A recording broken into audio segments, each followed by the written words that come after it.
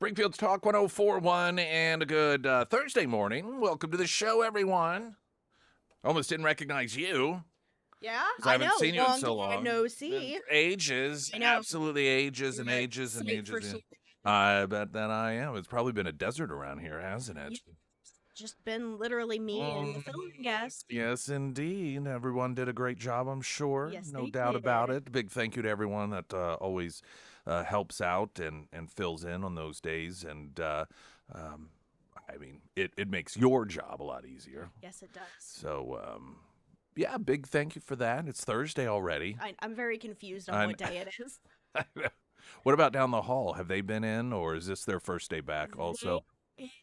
uh, I Okay, think yeah, I TTS. think it was the day after Christmas somebody was in, and then that was it. Okay, all right. Well, of course, there's been a lot of things occurring. This is this period of the week of Christmas through the new year is just it's just a time when I don't know why it happens. I guess because the way the holidays fall, and seems like I don't know Washington and everything is just sort of in this pause mode to some degree. But obviously, a lot of news items occurring from the death of Jimmy Carter, which apparently we all forgot he was a really bad president. When you listen to some of the commentary about him, I'm just listen.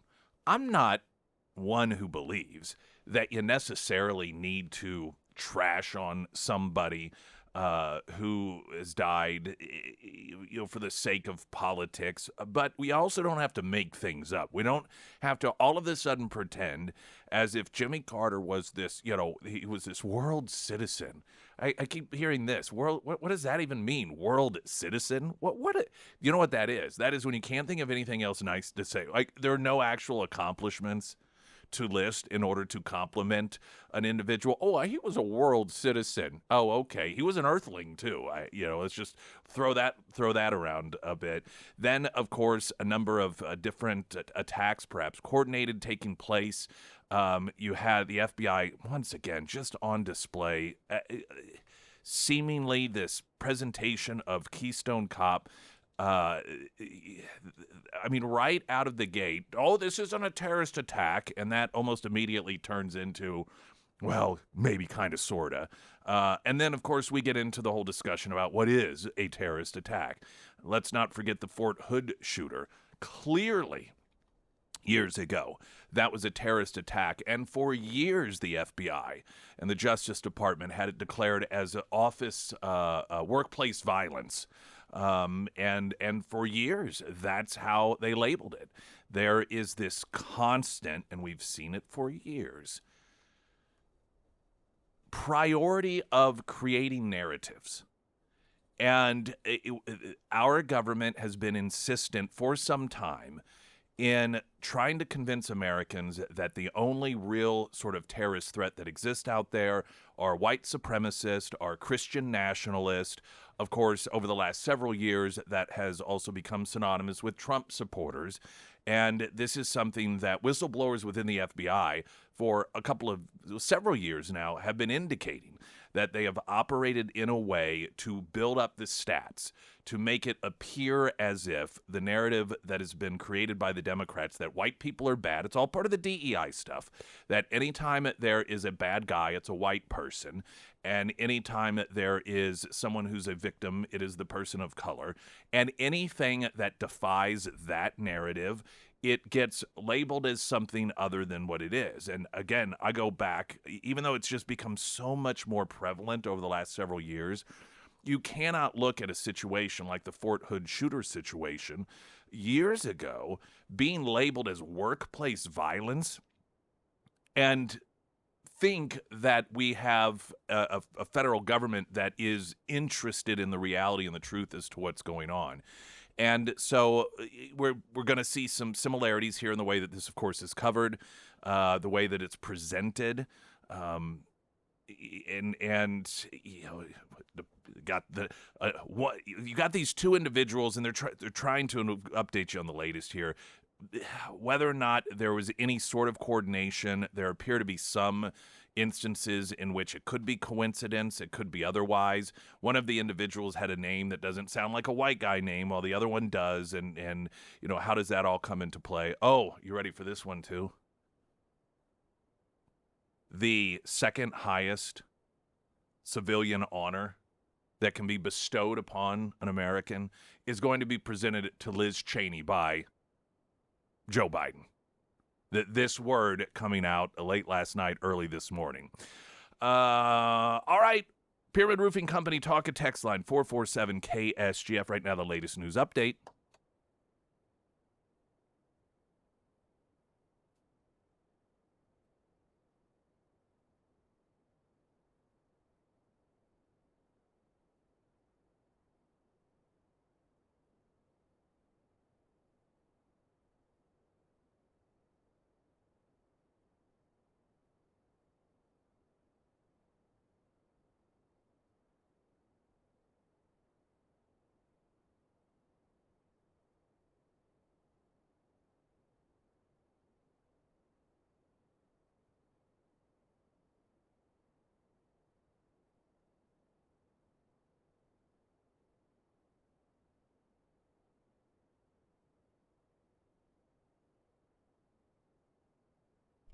And the first alert forecast from Colorton, Fox 49 meteorologist Tom Schmidt, sponsored by St. Clair of the Ozarks Home Improvements. Today we'll see partly sunny skies with a high near 49. Tonight, mostly cloudy with a low around 25. Okay, for your Friday, it's still not bad. Mostly sunny with a high near 41. And on Saturday, that's when things start to go downhill. Mostly cloudy with a high near 38. But that's still not too bad. No, that's not. I kept hearing that we may get wintry mix stuff coming around the bend. Keep changing it. Yeah. So at first it was like 90% chance on Saturday, and then I think we're gonna get some rain, and it might be freezing rain Saturday night. Okay. Yeah. We shall see. Yes.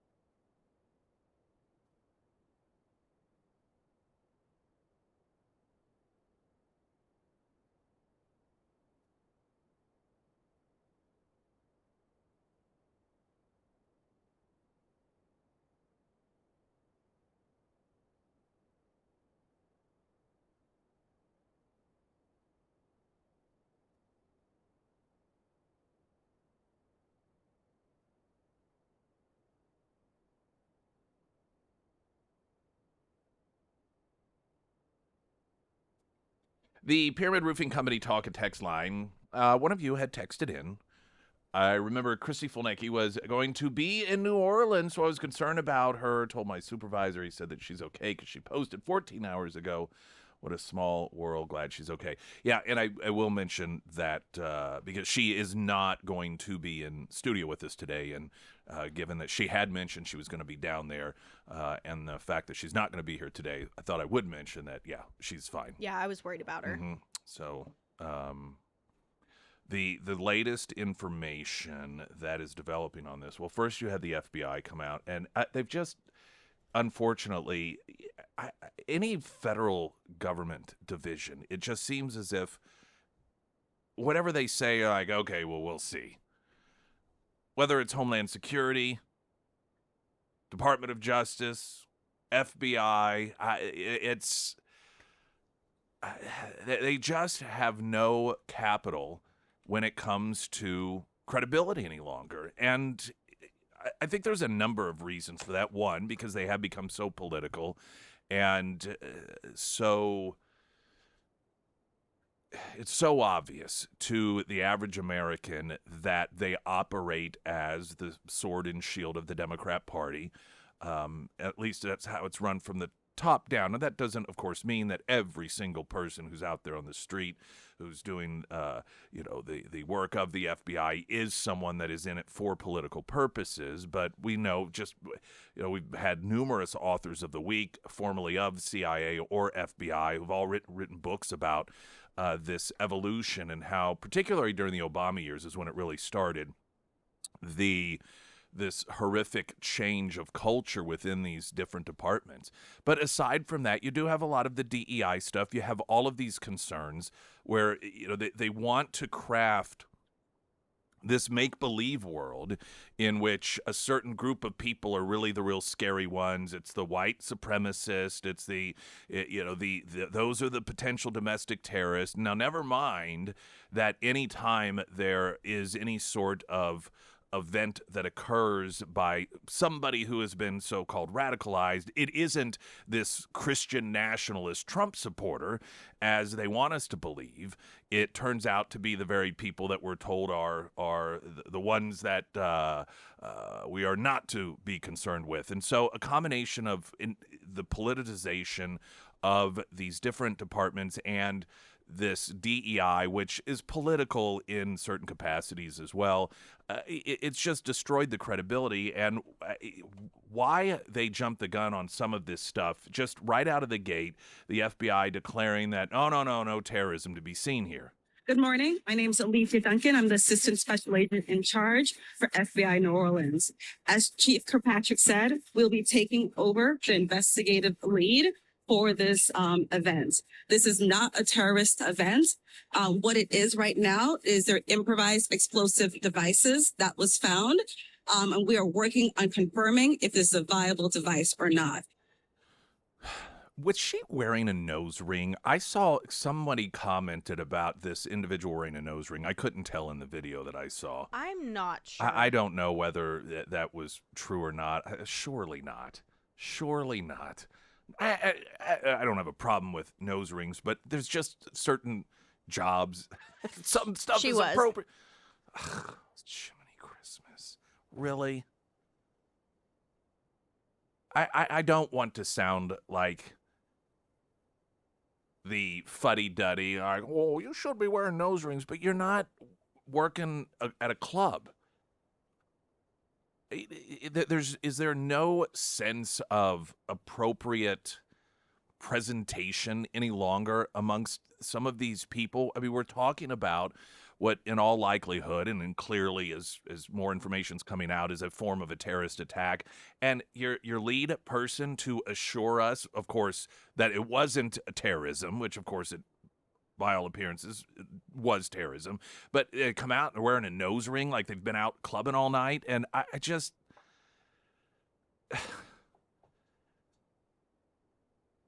I don't know.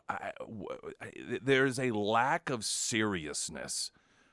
I think that this lack of seriousness displays itself in a number of different ways. One, the inappropriateness of nose rings by the lead FBI person that is providing what apparently is misinformation anyhow about this not being a terrorist attack. But you think even about the Secret Service and the problems that have vexed Secret Service and what I believe has largely been over time this evolution of lack of seriousness. Like these jobs aren't really that important. You know, you just get hired because you're some special individual, and then some event happens, and then you show up and you talk for a while, and it's going through the motions, which, in a broader sense, once upon a time, and still to a degree does, separated us from the rest of the world. We didn't just go through the motions. We didn't just sit back and wait for something to occur and then, well, we'll address it. And what are you going to do? This is life. But we had this, not only a desire, but this ability to say, no, our standards are higher than that. And we've gotten to the point now where, I mean, just some of the occurrences that have happened over the last couple of years, and this disbelief that it could be due to incompetence, which of course leads to conspiracy theories, which are completely understandable. And maybe it's just these little subtle things that send the message that we're not really serious about these issues. And I'm sure, I don't know if anybody else is going to even notice this or talk about it, but you've got this lead FBI person that shows up at the press conference wearing a nose ring, and incidentally wasn't that articulate, but I'll give her a little bit of slack because, you know, I don't know, could be nervous, first time in front of cameras, the world's watching. So I think a little bit of leeway is understandable there. But there isn't anybody that says, maybe you should take the nose ring out. I mean, and it isn't that there's anything wrong with nose rings, there's nothing wrong with piercings, but there's just time and places where you demonstrate your level of seriousness about a certain situation based off of how you appear. And I just don't think that it sends a very strong message when you have this presentation that we've become accustomed to. And then, of course, like I said, the fact that the first official statement appeared to have been, oh, there isn't terrorism at play here. Now, Biden, of course, has confirmed the attacker posted support for ISIS hours before the rampage, which some might consider to be slightly hinting at some sort of allegiance to terrorism. So the latest on that, plus the Tesla explosion, somebody within law enforcement said that that a large part of the reason. Did you see the video of that explosion? That No, Tesla. I All just right, saw so photos. yeah, so they're. The only person killed was the individual that detonated it, and it's been said that part of the reason that it wasn't a more devastating event is because of the way that those are built and constructed, that it apparently kept contained the explosion in to a much larger degree than it might otherwise had. Springfield's Talk 1041, I'm Nick Reed.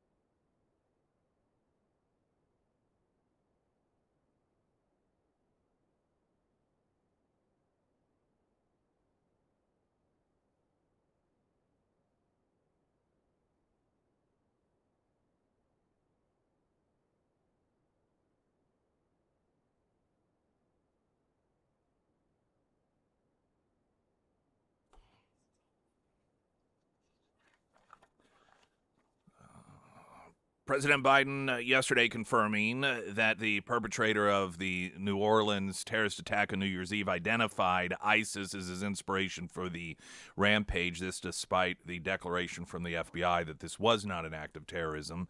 Authorities identified Shamsuddin Jabbar as the culprit in the mass killing that saw 10 dead, dozens injured. The president further confirmed the attacker was a veteran of the U.S. Army and a citizen who expressed support for the Islamic State. Quote, the FBI is leading the investigation to determine what happened, why it happened, whether it was any continuing threat to public safety. Here's what we know so far. The FBI has reported to me that the killer was an American citizen born in Texas. He served in the United States Army on active duty for many years. You get the sense there is this unspoken attempt here to pretty much to identify this person as just, this is an American now. It's like there's almost this desire to once again, by the left, to identify the U.S. Even internally as the bad guy. And nothing here is necessarily inaccurate. But it's like they really want to make sure that, that this isn't connected to the traditional terrorist. This is just a homegrown terrorist. This is our own fault. This is our own doing, probably. He was radicalized here in the United States, and it's as if there is this attempt to absolve terrorism as we traditionally know it from the outside looking to come in, absolve that form of terrorism in terms of having any sort of connection here. Now, of course, this is the characteristic of terrorism, is it's identified by terror, not by borders, not by boundaries. The suspect, now this, there have been a number of different updates in terms of the total death numbers, and just the news had mentioned 10 earlier. Fox News has a story noting that 15 were killed and dozens injured. Jabbar, who died at the scene of the attack, lived in Texas. In 2012, Jabbar and his then wife, Nakedra Sharil Jabbar's marriage came to an end. The New York Times reported that his second marriage also came to an end in 2022. The Times also reported the pair shared 2 children. Court documents reviewed by Fox News Digital showed that Jabbar missed child support payments to the couple's children. They revealed that he was also an Army veteran, this coming from the FBI. Quote, what I can tell you, the person was an Army veteran. We believe he was an honorable discharge, but we're working through the process to figure out all the information. Jabbar served in the Army as a human resource specialist and information technology specialist from March of 2007 to January of 2015. Following active duty, he served in the Army Reserves as an IT specialist from January 2015 until 2020. Let's see, he also was awarded a variety of distinguishments throughout his service, including a Global War on Terrorism Service Medal. Prior to his service in the Army, Fox News confirmed he attempted to first join the Navy. He was discharged before he could serve in the Navy. He's been charged in the past 2 minor crimes in 2002 and 2005. In 2002, he was charged with misdemeanor theft. In 2005, he was charged with driving with an invalid license. He has an active voting registration in Texas. According to records reviewed by Fox News Digital, Texas does not have partisan voting registration. He previously resided in North Carolina, where in 2012 he was registered as a Democrat. I'm sure something that won't get mentioned in the mainstream media nearly to the degree that it would if he were some Trump supporter. The Tesla Cybertruck bomber has been identified as well, according to local reports out of Colorado. The latest on that coming up. I'm Nick Reed.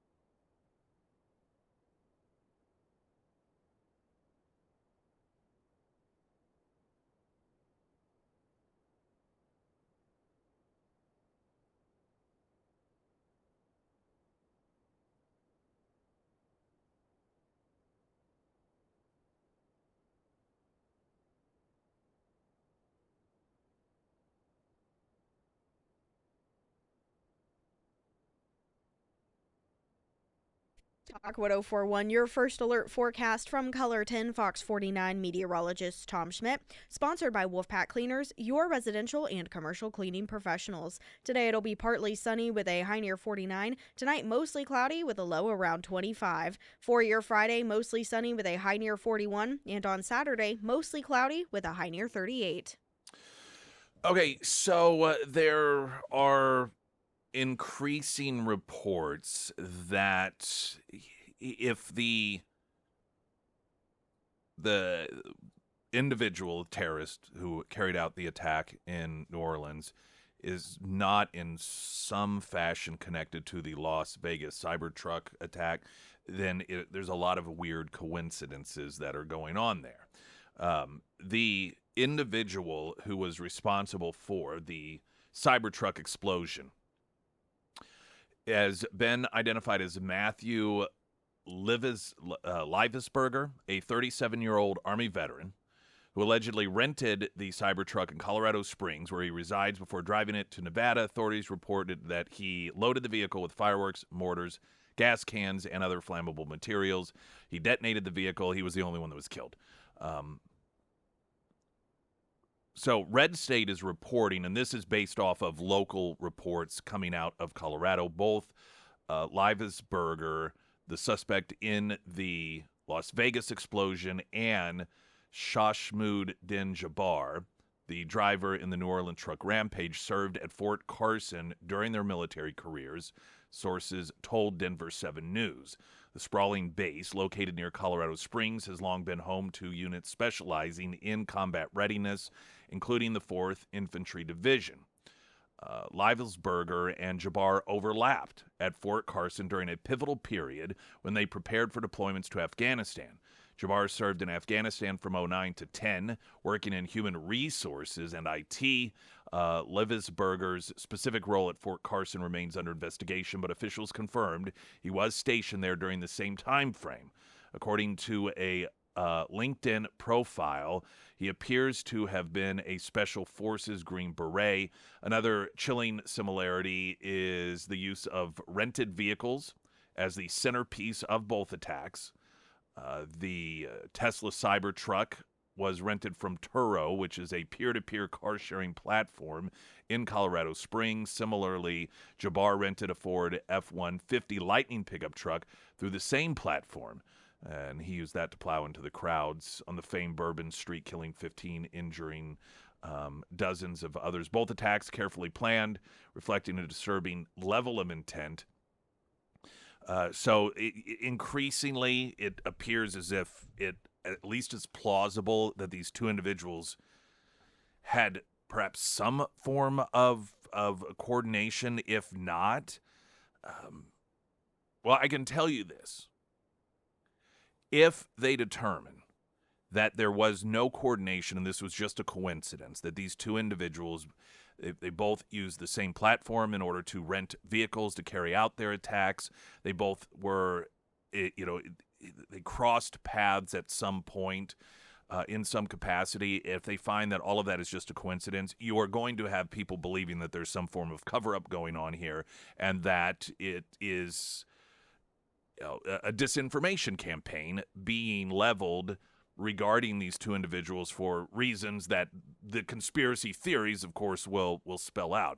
And you can't blame people for having conspiracy theories given our current government. Again, year after year after year after year of Americans being accustomed to seeing these different agencies used for political purposes, watching these agencies being used in order to create a narrative about who the bad guys are in our country versus who the good guys are in the country, putting everyone into these little silos. And if you're in this silo, then you are a potential domestic terrorist. If you're in this one, then by default, you are a victim. And the apparent incompetency at times.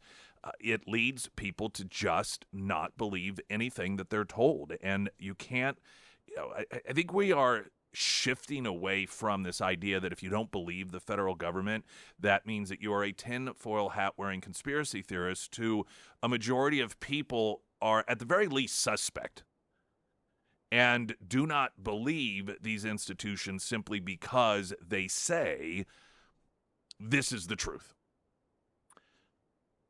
It is possible that you did happen. I mean, it would be quite a coincidence, but I believe all things are possible. But in all likelihood, the idea that these two individuals had absolutely no connection whatsoever, yet so many similarities, I think that's going to be a hard pill to swallow if that is what they try to sell the American people. And if people don't believe them, and they are telling the truth, they only have themselves to blame. In the aftermath of these terrorist attacks, hundreds of pro-Palestinian protesters marched in New York City, calling for intifada, blocking 6th Avenue in Manhattan. The Times of Israel reporting attendees chanting, "Resistance is glorious, we will be victorious, we will honor all our martyrs. Gaza, you make us proud." They carried signs that said Zionism is cancer, no war on Iran, and end all U.S. aid to Israel. They chanted, quote, "There's only one solution, intifada revolution," using a common refrain at anti-Israeli rallies in the U.S. Intifada, of course, Arabic for uprising, associated with the second intifada, a period of terror attacks in Israel in the early 2000s, marked by suicide bombings. A handful of pro-Israel counter-protesters showed up to wave Israeli and American flags on the sidelines of the demonstration while heckling the anti-Israeli activists. A Jewish retiree led chants of "get a job" directed at the protesters. I do find it very telling that the pro-Israel side also had American flags being flown, whereas the pro-Palestinian side calls for the death of America.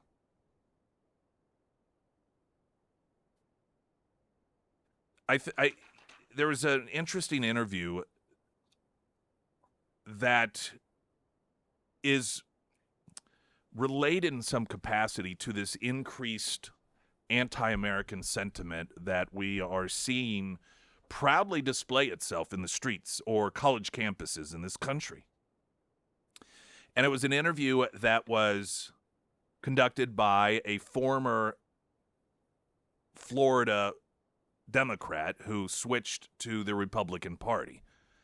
And I wanted to share her reasons coming up because it all ties into this continued unrest that we see, whether it is on college campuses or in the streets of New York, calling for the death of Jews and the death of America.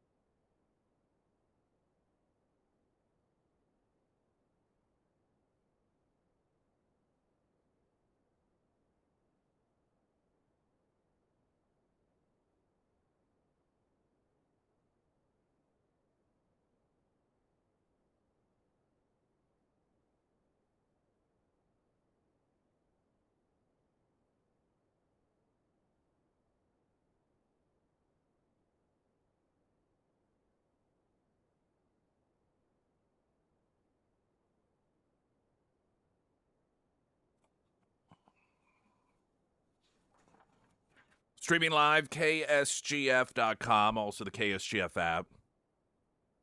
Now Republican Florida Rep. Hillary Castle explained her decision Monday on Fox News to switch from the Democratic to the Republican Party. During an appearance on the Ingram Angle, Castle discussed the moment she realized she did not want to be part of the Democratic Party anymore. Castle, who's Jewish, pointed to experiences of anti-Semitism within her former party as a factor. She said, quote, "It's a moment that will live with me forever. You know, I joined the Democratic Party with the understanding that this was a big tent that allowed diverse ideas and beliefs. Shortly after October 7th, we were on the floor of the House of Representatives arguing and debating a bill in support of Israel. I was forced to debate a Democratic colleague who filed a resolution while we still have hostages there, but this was shortly after October 7th. The debate that took place was around a bill supporting Israel. During the debate, the resolution was filed by a Democratic colleague, a move Castle found unsettling, given the ongoing hostage crisis involving Israeli citizens. Quote, "Rather than my colleagues rallying around this issue, which is extremely important not only to myself, my community, America, and democracy as a whole, and ensuring that the Jewish people have a state, I was told that I should have sat down and stayed quiet. That, for me, was a moment of absolute disconnect from my party, where this was an opportunity I felt for all of us to band together on an issue that was non-negotiable for me, but instead, I was told I should sit down." Castle announced her decision last week to shift from the Democrat Party to the GOP, saying the decision was not made lightly, but comes from a deep sense of responsibility to my constituents and my commitment to the value that guides my service. Earlier this month, a Florida representative by the name of Susan Valdez revealed that she also was leaving the Democrat Party because she felt neglected. Quote, "I will not waste my final 2 years in the Florida legislature being ignored in a caucus whose leadership expects me to ignore the needs of my community," Valdez wrote. This desire by the Democrat Party to placate the anti-Semitic wing of the Democrat Party, and not even those who identify with the Democrat Party or who consider themselves to be Democrats, just straight up anti-Semitic, anti-American activists. And this continued effort by the Democrats to win favor with these individuals only helps breed the level of hatred and divisiveness.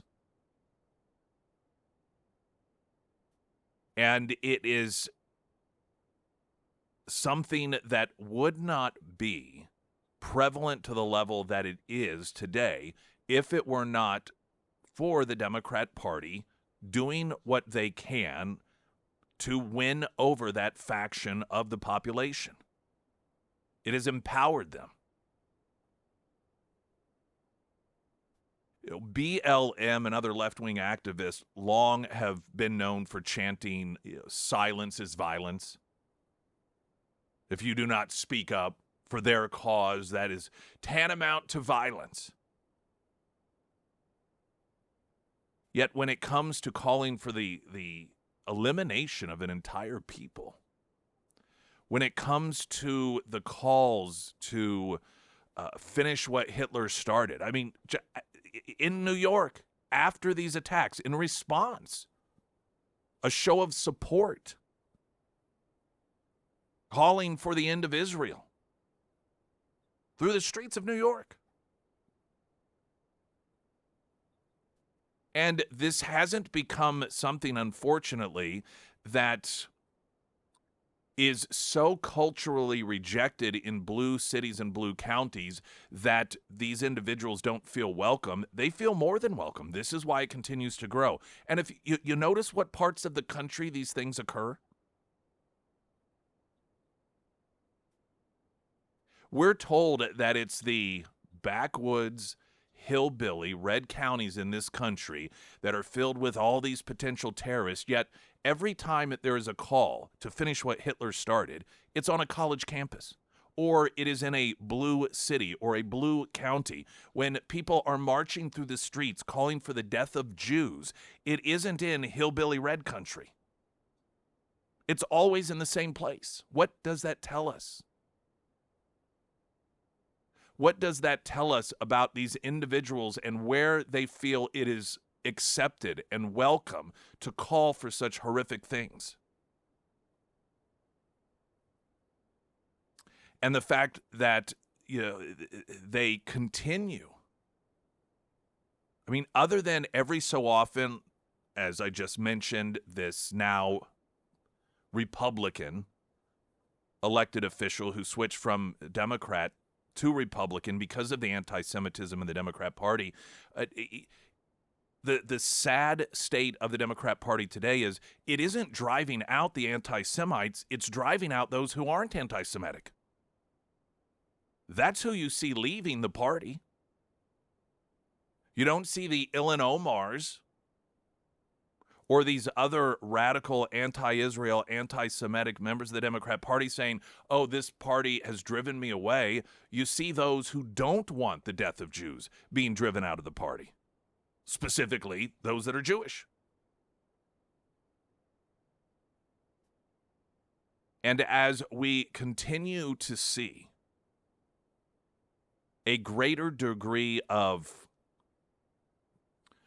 displays of being emboldened, I don't think that we can continue to ignore the responsibility that one of the two major political parties in this country has for fostering and enhancing the level of aid and comfort that's given to those calling for the death of Jews in Israel and the United States. Or we could just continue to tell ourselves it's a coincidence that it happens in university campuses run by the left, or it happens in the cities that are, where there's not a single elected Republican to be seen. We could just tell ourselves that's a coincidence and stand back and say nothing. Springfield's Talk 1041. I'm Nick Reed.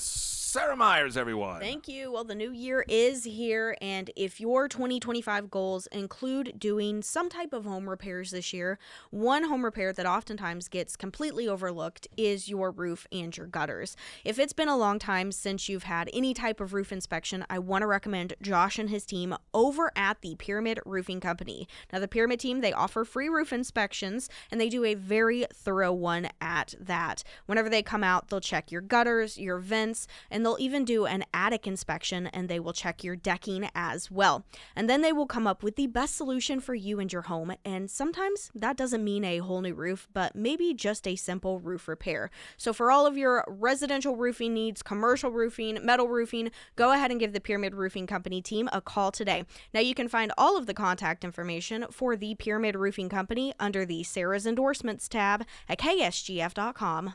Well, you won't remember this because I think it was before your time. Jolt Soda. I do not know what that is. Jolt Soda was...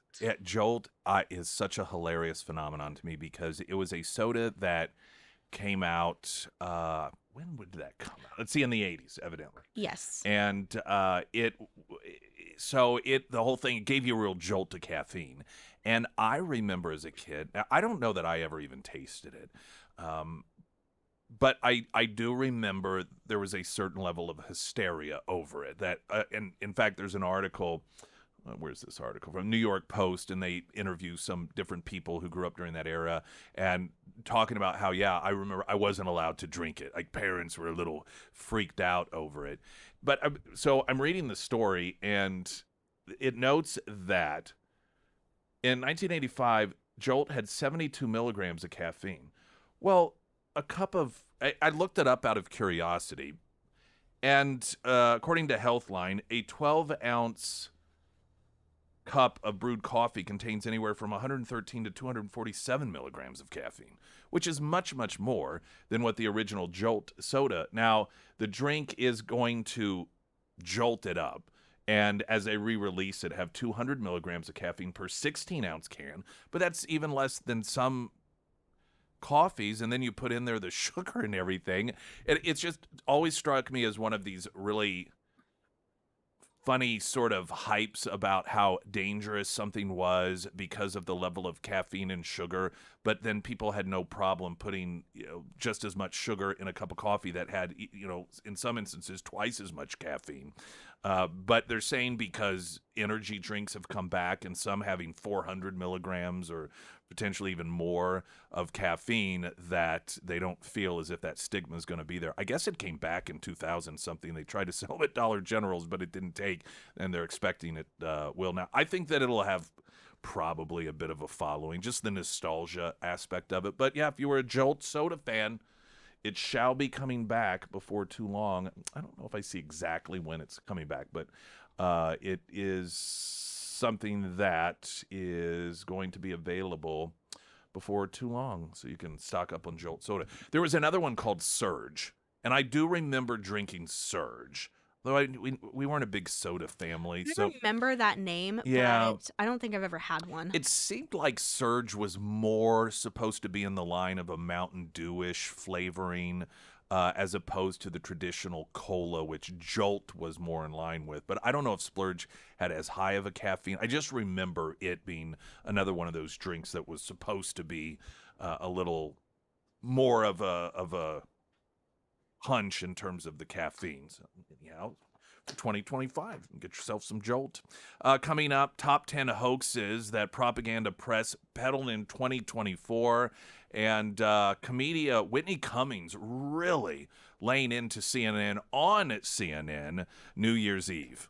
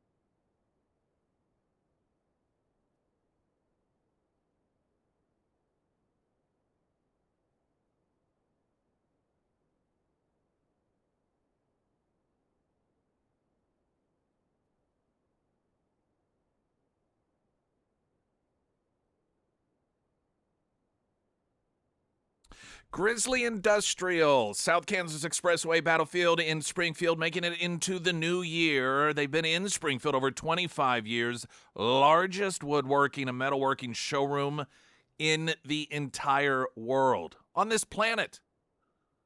Over 35,000 square feet of machines on display, over 600 machines on display, and you can pick up stores same day, save on shipping costs if you like, 0% financing. And the folks there don't work on commission, so you don't have to worry about being upsold on something that you don't really need. The good people at Grizzly Industrial. I mentioned in the first hour this opening from the lead FBI person regarding the terrorist attack in New Orleans and the declaration that it was not a terrorist attack. And I think it's becoming more and more clear that it was a terrorist attack. And I guess you could get into the entire discussion of, well, what constitutes a terrorist attack? This just seems to have all of the hallmarks of it. But the thing that I really am curious about, I understand that in the initial hours after an attack like that, you may not have all of the information necessary in order to, really figure out the motivation. Maybe the guy had a stroke, or, there's, and I'm just talking about when things very, very, very first happen and you just don't know. But what to me seems just so counterproductive, and there's no upside to it whatsoever, is coming out and declaring, as the FBI did, that this isn't a terrorist attack. Like, why would you say that? Barring some sort of proof that it wasn't a terrorist attack, which clearly wasn't the case, why would you just not say, we don't know? Come out of the gate, say, this is a very chaotic situation. It's a horrific situation. As you can imagine, there are so many different witnesses and so many different avenues that we're going to have to travel down in order to gather as much information as possible. Does this look like the sort of thing that is potentially a terrorist attack? Yes, but listen, until we have some more solid information, you're just going to have to understand we can't make that declaration yet. I think most people, while they do want to know as much information as possible, as quickly as possible, understand that component. But why, when your reputation is already tattered, to immediately come out and say, oh, this is not terrorism? I just can't even begin to understand what the motivation is for that. I don't believe that was an off-the-cuff remark. It sounded as if her statement was clearly a statement that was written out ahead of time. Maybe it was off the cuff. I don't know. But these decisions that are getting made, I don't know. They seem to be very impacting to me, yet they get dismissed as if it's nothing. And given that the FBI already has really done a great deal of harm to its credibility and reputation, to make a declaration like that and then not address it as if, well, that's just our standard, oh yeah, no big deal. It certainly does not in any way, shape, or form, I think, for most people, instill any confidence in the FBI. And I can't understand what the motivation would be for making such a declaration like that. The Federalist has a great listing I wanted to share coming up as you get into the new year, the top 10 this, the top whatever that, and so forth. And they have the top 10 hoaxes the propaganda press peddled in 2024. And it's such an amazing thing because I read through the list here, which I'll share. And probably much like you, I could think of more than just 10. And what a sad commentary that is on the media today. A media that once upon a time, at least was perceived as caring about its reputation as a place that you can get straightforward, reliable information. And if somebody did not do their due diligence in order, so if a story got put out there and it turned out to have information in it that was significantly wrong, that would be a humiliating thing for the culture of the media. People would lose their jobs, and they would make sure everyone knew these are not our standards. But we've gone from that to where you can have a list of 10 and it doesn't even cover in a year's time the disinformation that is spread by the media. Also, weather in a moment. Right now, latest news.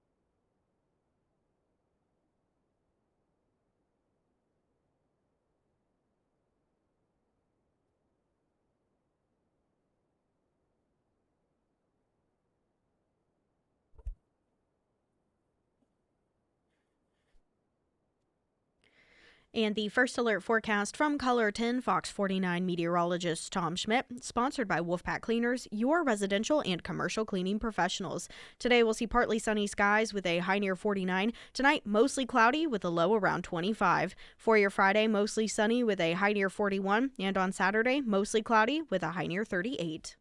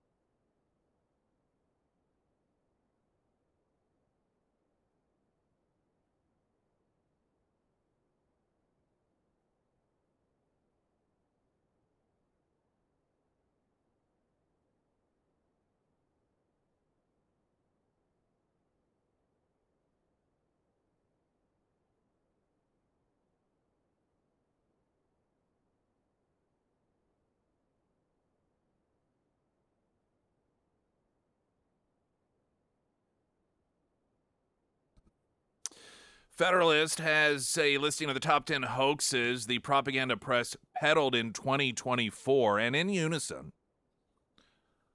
They have listed number one. I don't know that these are in any particular order of significance, but number one, bloodbath, taking Trump's remarks out of context is one of legacy media's favorite pastimes, and March's bloodbath controversy was no exception. Speaking to rallygoers in Ohio, the former and soon-to-be president warned that the U.S. auto industry would face an economic bloodbath if Democrats won the White House in 2024. Media acolytes quickly jumped on Trump's comments, which they distorted to make it appear as if Trump was threatening a literal bloodbath if he lost his re-election bid. Outlets such as NBC, CBS, the New York Times, and others ran headlines using the framing. Quote, Trump says country faces bloodbath if Biden wins in November. A March 16th Politico headline read. Number 2, war on SCOTUS. While Democrat mouthpiece ProPublica kickstarted a media war on the Supreme Court last year with smear attacks on Clarence Thomas and Samuel Alito, the New York Times took its hysteria to a whole new level. In May, the outlet fabricated a controversy about an upside-down American flag flown at the Virginia residence of Alito and his wife, which the outlet claimed was a symbol adopted by some Stop the Steal protesters on January 6th. Justice Alito told the paper that he had no involvement whatsoever in flying the flag, but it was placed there by his wife to protest a neighbor's profane yard signs. Despite claims of ethics violations from so-called experts, the Federalist legal correspondent Margot Cleveland, who researched judicial ethics, rules as a law clerk for years, noted that the Gray Lady's effort to smear Alito as unethical based on the flag incident cannot withstand scrutiny, and the calls for Alito to recuse himself from January 6 related cases had absolutely no basis in sanity. America's newspaper of record wasn't done attempting to tarnish Alito, however. A few days later, the Times ran yet another hit piece against the justice over an appeal to heaven flag flown at one of his homes. While well known as originating from the Revolutionary War, the Times attempted to gin up controversy over the flag by claiming it represented a push to remake American government in Christian terms. Federalists listed as number 3, hiding Biden's cognitive decline. If you're looking for an example of how the media interfere in our elections, look no further than their concerted effort to hide Biden's cognitive decline when videos showcasing Biden's senility went viral on social media over the summer. Media hacktivists adopted the White House's baseless claims that the clips were cheap fakes. Only after the president's disastrous lie-filled debate performance did the media realize that they could no longer hide the massive scandal from the public. Of course, their subsequent acknowledgement of Biden's faltering health clearly had nothing to do with the Republic's well-being and everything to do with their concern it could harm Democrats' prospects of holding the White House in November. You know, the coordinated effort to alter the outcome of the election by spreading disinformation to the American people regarding Biden's cognitive issues. This so-called autopsy is still occurring, and there are still discussions being had about how Joe Biden should have withdrawn earlier, how Joe Biden should have not even run in the first place, as if the Democrat apparatus were opposed to him running. I mean, of all of the people that would have a say in that decision, Joe Biden was the least qualified to make the decision because of his cognitive decline. Of all of the people, he was the least qualified to make that decision. And all of these people, I know we know this, but listening to the same people who coordinated the effort to mislead the American people about his cognitive decline now will stand up and talk about how, well, he should have dropped out earlier. Project 2025, another one of the disinformation campaigns spread by the media last year. Didn't take long for the media to make the Heritage Foundation's Project 2025 their go-to boogeyman during the campaign, developed to provide a conservative roadmap for the incoming Trump administration. The plan became the subject of hyperbolic articles and Democrat speeches designed to brainwash voters into believing it would destroy the country as we know it if Trump were to get elected. In actuality, Trump has repeatedly said that he was not affiliated with Project 2025, and the proposal recommends policies that conservatives have supported for decades. Number 5, what's a border czar? After Democrat oligarchs orchestrated a silent coup to replace Biden with Kamala Harris on the ticket, the media jumped into action to cover up the vice president's myriad failures, including her role as border czar. To hide Harris's incompetence from voters, left-wing journalists pretended Biden never tapped her to oversee the invasion at the U.S.-Mexico border. Left-wing rags like Axios went as far as to claim Harris never actually had the border czar moniker, despite the outlet itself repeatedly referring to her as such in previous articles. Number 6, Trump's Arlington Cemetery visit. Obviously seeking to tarnish Trump ahead of the November election, Anti-Truth NPR ran an anonymously sourced hit piece attacking the former president for visiting Arlington National Cemetery at the request of Gold Star families. The smear campaign was aimed at fomenting a controversy about Trump's team taking photos and videos of the former president's visit alongside the loved ones of those killed during Biden's disastrous 2021 Afghanistan withdrawal. The media hoax didn't sit well with the Gold Star families, who blasted Kamala Harris, Democrats, and by extension, their corporate press allies for attempting to politicize the event.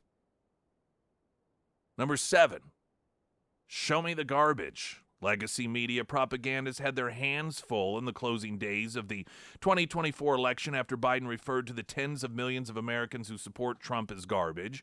Amid fears that the president's remarks could hurt Harris's electoral prospects, the Democracy Dies in Darkness crowd rushed to cover up the scandal, while Politico's Jonathan Lemire employed the media's classic Republicans pounce framing.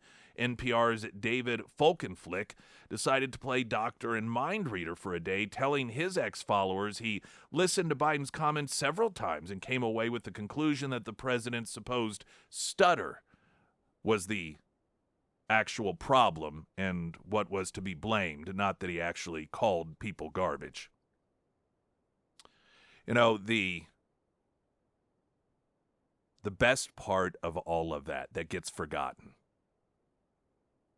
is that it was in response to a comedian that made a joke. I think it was at the Madison Square Garden event, and he was one of the many different performers. It was a comedian when Trump was going to show up at Madison Square Garden, and it was a wildly successful event. So, of course, the media, they focused on a joke in which this comedian referenced Puerto Rico as a floating pile of garbage out in the ocean. And because the media went overboard in making such a big deal out of it, then that's what Biden was referencing. And of course, then it was something that was culturally embraced, and it was utilized by the Trump campaign to a successful fashion. And the thing I love about it is that was another one of those instances in which the media itself created this monster. None of all what Trump was able to capitalize on, in which you saw Americans going out and getting those reflective vests, and Biden's what was referred to as his deplorable basket of deplorable moments, in which Hillary Clinton was seen to have lost a lot of support because, while on one hand talking about bringing everyone together, on the other hand saying that people who didn't support her were irredeemable, and a basket of deplorables. And it sort of negated the whole unity message. And with Joe Biden talking about unity and then referring to people who don't support him as garbage, that was something that was seen as extremely harmful, and some believed it really changed the course, and it just took the wind out of the sails that, to whatever degree it existed for Kamala Harris and the whole, the joy campaign. None of that would have ever even happened If the media hadn't tried to make something big out of that comedian before the Trump appearance, referring to Puerto Rico as a garbage pile out in the middle of the ocean.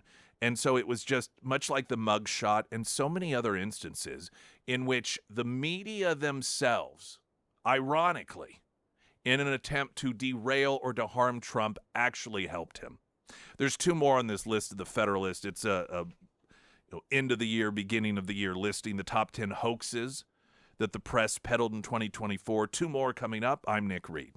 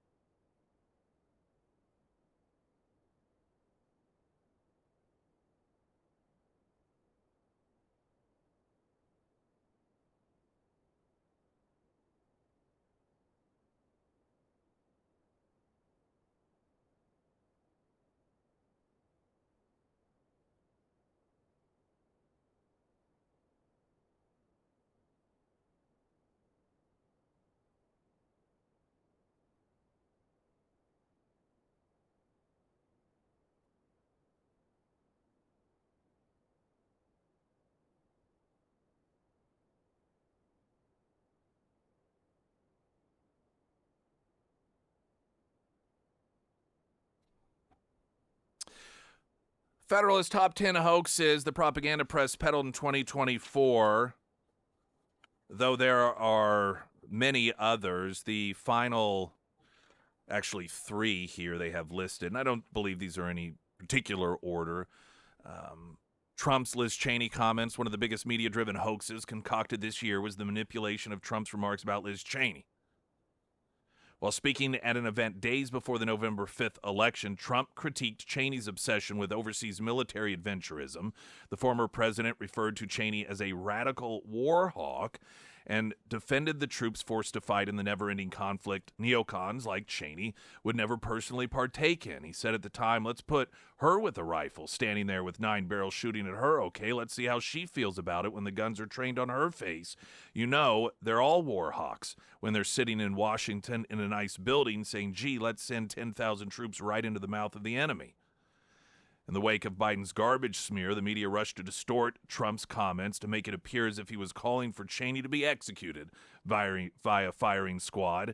The disinformation operation represented a clear attempt to smear Trump ahead of the election and boost Harris's prospects. But you look back on some of this stuff, and this is the same media that is in some capacity, in some wings of the media, trying to fix itself so that people will trust it again. And you go back and reflect on the level of absurdity, the depraved level of dishonesty, and a dangerous dishonesty as well. We're not talking about making up claims that are regarding tax policy or claiming Trump said something that was rather benign but perhaps catty. I mean, they were falsely accusing him of claiming he was going to execute political opposition.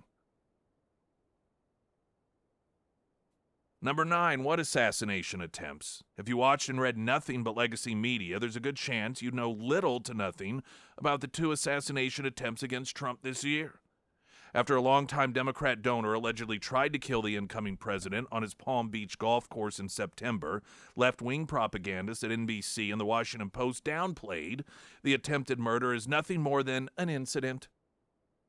Outlets like Time magazine whitewashed the suspect's history of donating to Democrats, characterizing him in a tweet as a, quote, 58-year-old with unclear political ideology. Such dishonest propaganda isn't surprising, however. It's the same playbook the media hacks, who spent years leading an assassination prep campaign with horrified smears and lies directed at Trump, deployed when initially covering the first assassination attempt against Trump in July. And then the Atlantic's Hitler hysteria.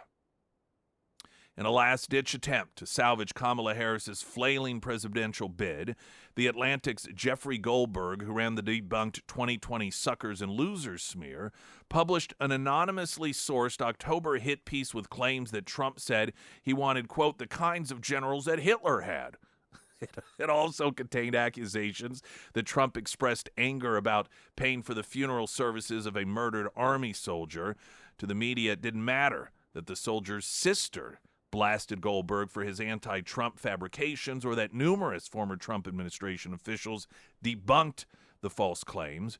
What mattered was regurgitating the Atlanta's slanderous hatchet job, which they did with no questions asked. Now, those are 10. And they list them as the top 10 hoaxes.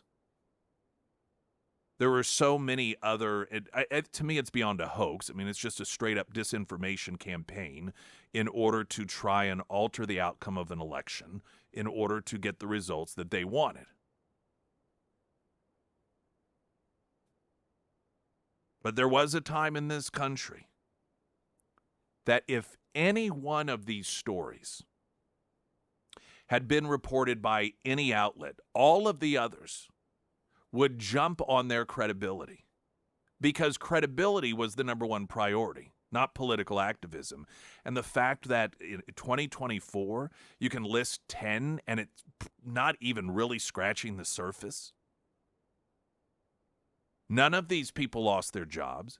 None of these outlets apologized for spreading what at times could be arguably dangerous disinformation about Trump and his supporters. Not a single one.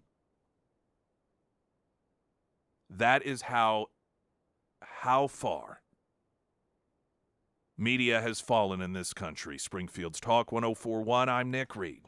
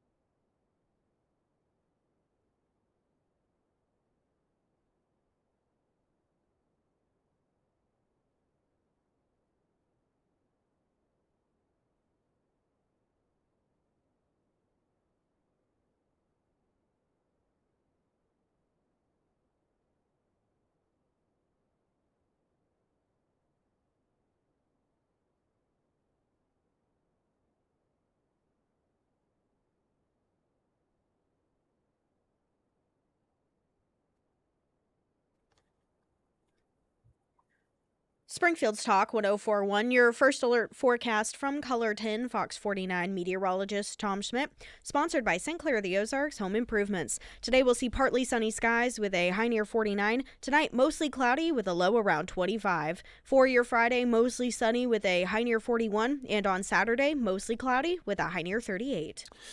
Were you up New Year's Eve?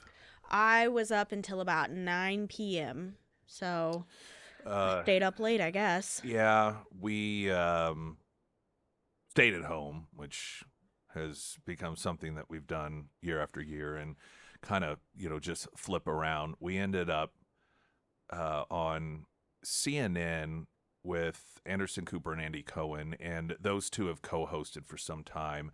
They're known for getting drunk on air. Kathy Griffin used to be on there with them as well.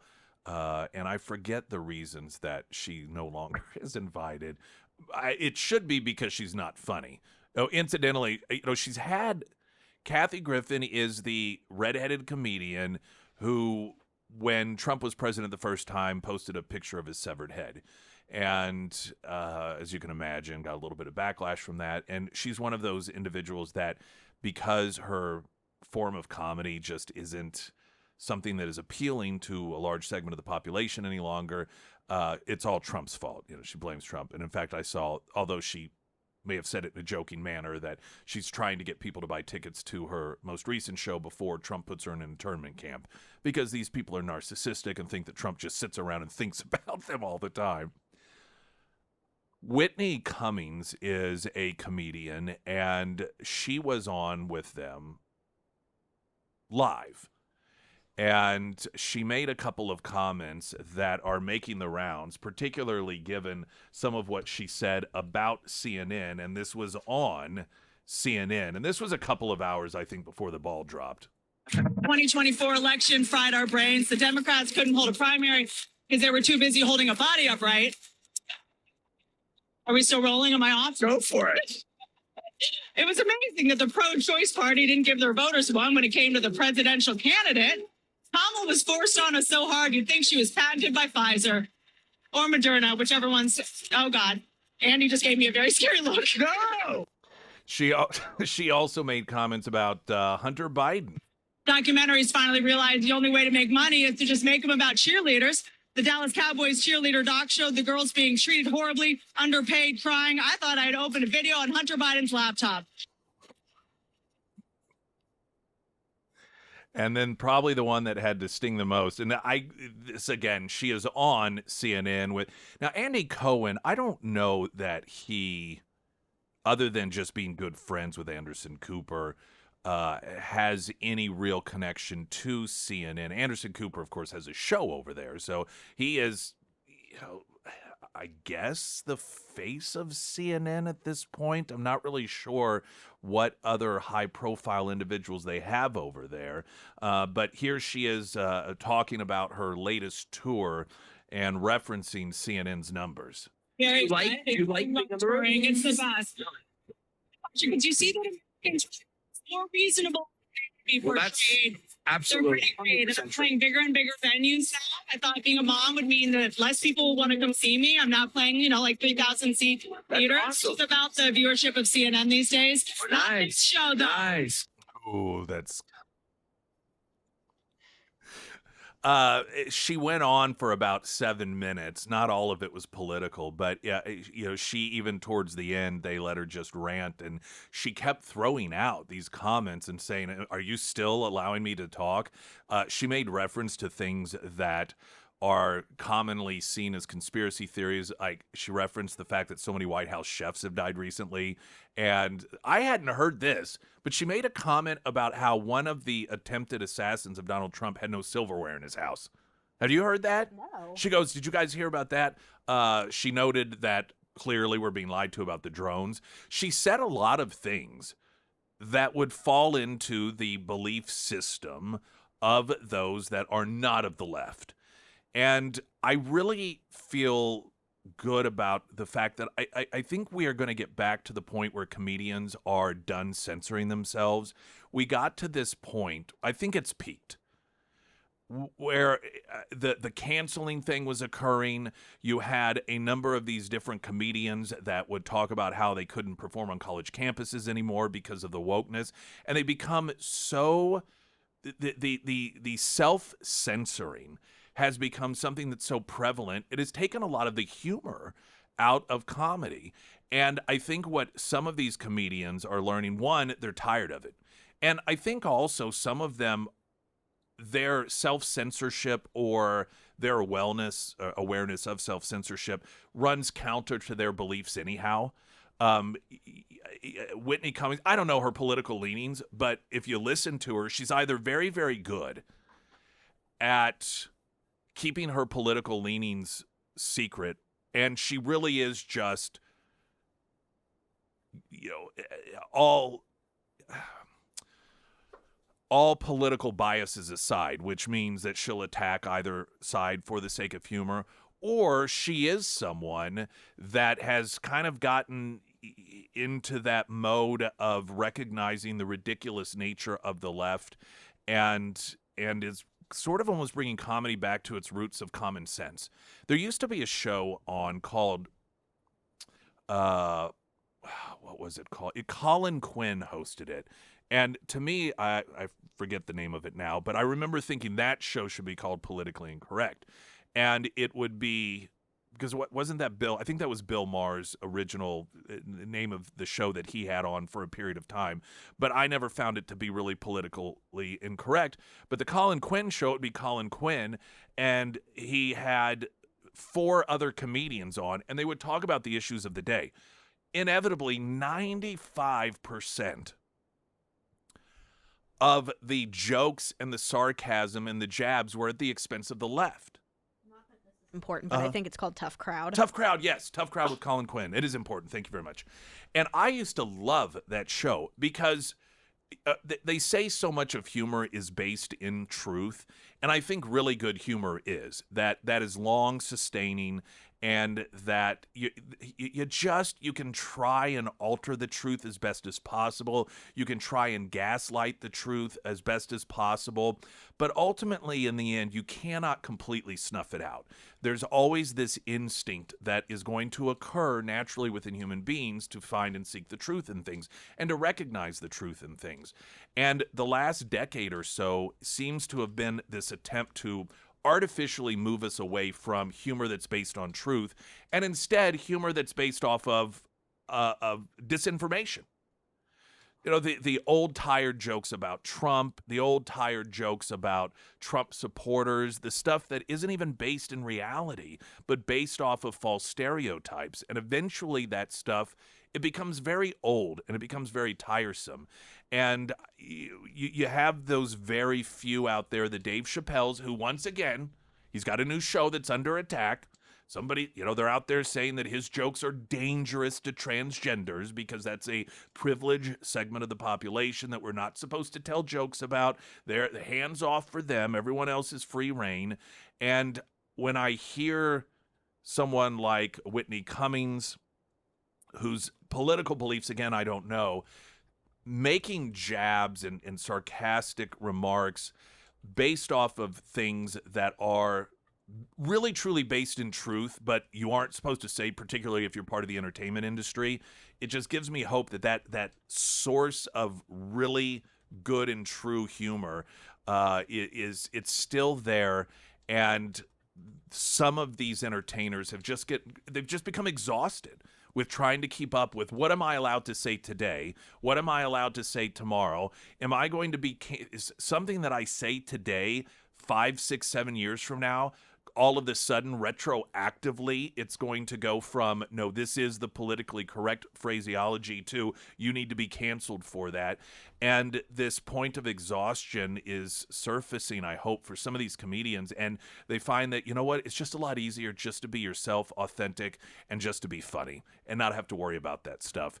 And so when I, see, not that it's the most profound, groundbreaking riffing that's ever been done before, but somebody in a setting there with 2 left-wing individuals taking jabs at some of the sacred cows of the left, and CNN being one of them, you just see that and you think, I think that there's hope for the future when it comes to humor, to entertainment, and comedy.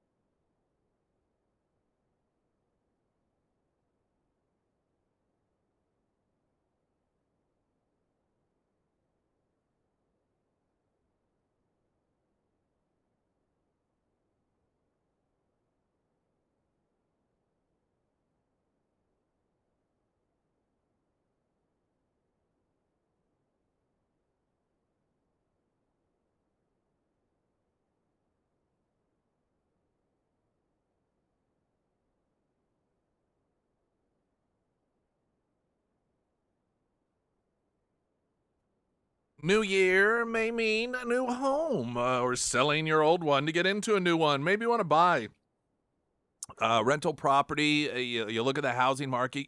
We talked a couple of weeks ago with Emily Johnson, House Theory Realty, about how we've shifted away from this, your house goes on the market and you have 82 different offers in 7 seconds. And that time is now, getting out there. I forgot how many days. It seemed like she said on average. It's a number of days now that homes are sitting on the market. And so that's advantageous if you're looking to buy a home. You got a little bit of room to think about it as opposed to what it has been over the last several years.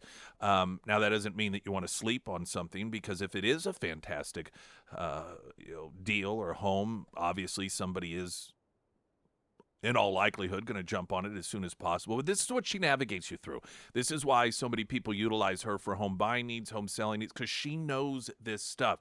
And if you are a seller and you're thinking, oh man, we should have done this a few years ago, because now they're not going as quickly. We don't have these bidding wars that are going on to the degree that they were. She can navigate you through all of that and help you do what you need to do in order to get what it is that you deserve in your home. So whether you're buying, you're selling, Emily Johnson, House Theory Realty.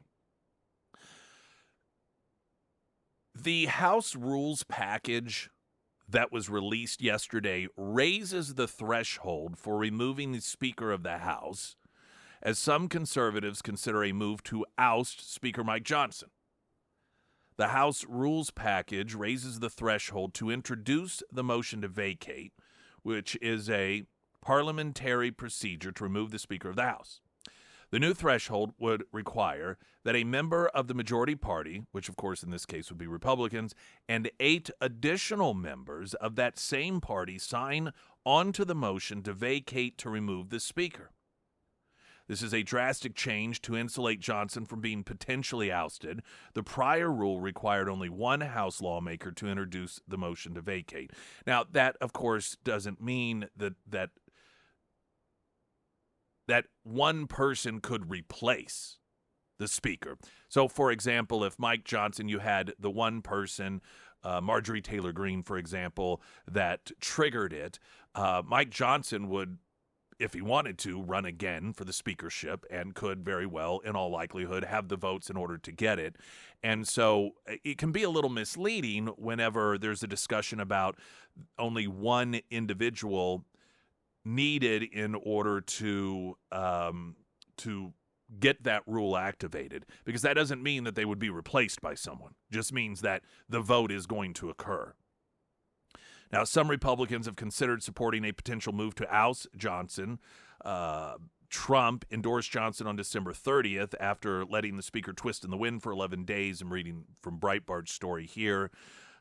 Trump reportedly fumed when Johnson failed to raise the debt ceiling as part of the recent government spending deal. Even though the president-elect endorsed Johnson, some conservatives are convinced that Johnson may not have the vote to become Speaker. Representative Thomas Massey has committed to vote for someone other than Johnson. Representative Chip Roy said he and many others of his Republican colleagues remain undecided. With Massey's one vote against Johnson, the Louisiana leader can only afford to lose one more Republican on the House floor to keep the Speaker's gavel. Representative Victoria Spartz of Indiana said Republicans need to get assurances that Johnson will not sell them out to the Washington, D.C. swamp. The House rule change enraged those on the other side of the aisle. Representative Jim McGovern, Democrat, the ranking member of the House Rules Committee, scolded Republicans for only allowing members of the majority party to offer a motion to vacate, and, more noise, more noise, more noise. Chip Roy said Tuesday on Fox Business, Varney and Company, that, again, he remains undecided. He noted, we violated the 72-hour rule twice, which means we didn't have time to read a bill.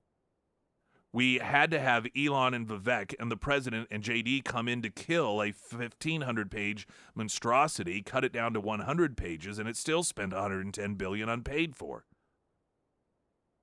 Chip Roy added, right now, I don't believe he has the votes on Friday. I think we need to get to the conference together so we can get united. People say, well, Chip, Who would you choose otherwise? Mike's a friend. Maybe he can answer the call and deliver an agenda and a plan. Byron Donalds is a good friend.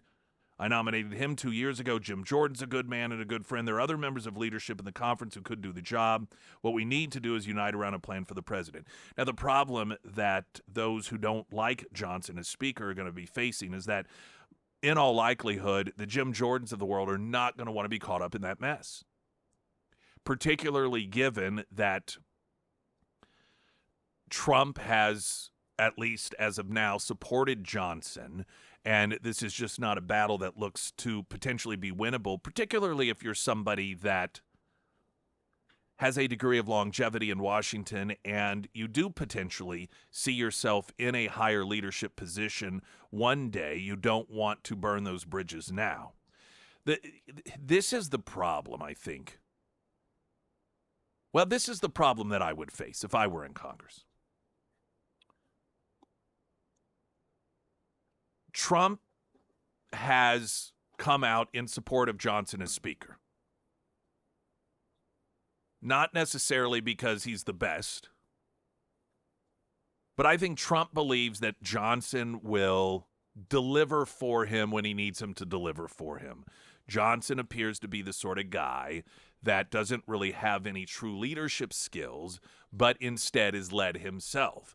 And Trump potentially sees that as being valuable. At the same time, if I'm a member of Congress, what I'm being told here is, well, don't worry. These promises will be kept, and more promises, more promises, more promises.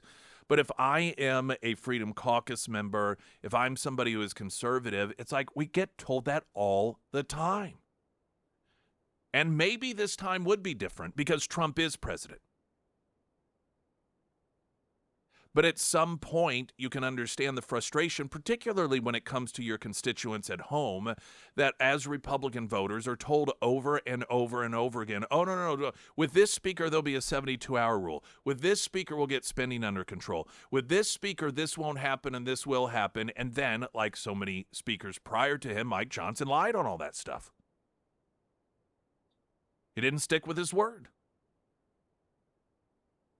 And so this is one of those here we go again moments. Okay, we're told this time will be different. And the variables are different. The landscape is much different. That is true.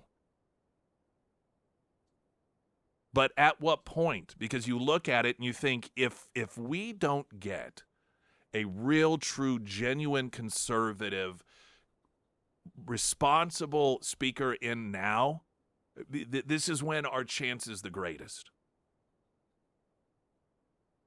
But maybe by, perhaps Trump will utilize Johnson in order to make that happen this time around. So it's another one of those, okay, I guess we'll just have to wait and see. It's not an easy position to be in. Springfield's Talk 104.1, I'm Nick Reed.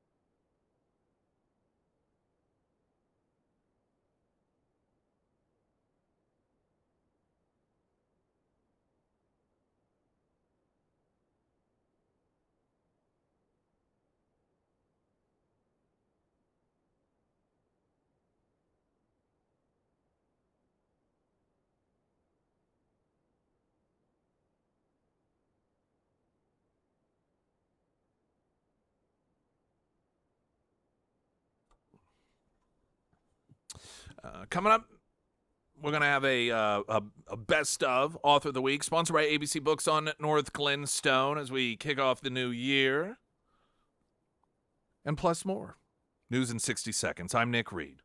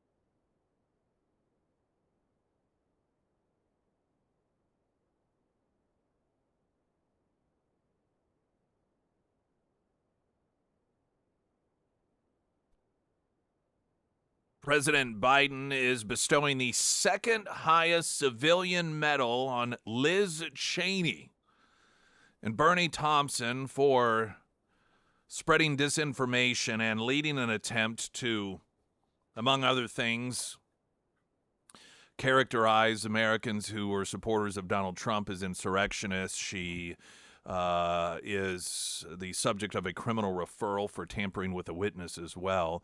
But there is no greater accomplishment in the eyes of the Biden administration one can carry out than imprisoning or attempting to imprison political opposition, and Liz Cheney did much of that. Biden will award the Presidential Citizens Medal to 20 people in a ceremony Thursday at the White House, including Americans who fought for marriage equality, a pioneer in treating wounded soldiers, and two of the president's longtime friends, Ted Kaufman of Delaware and Chris Dodd of Connecticut. The White House said in a statement, President Biden believes these Americans are bonded by their common decency and commitment to serving others. The country is better because of their dedication and sacrifice. Now, Cheney, of course, also was part of the effort to destroy evidence.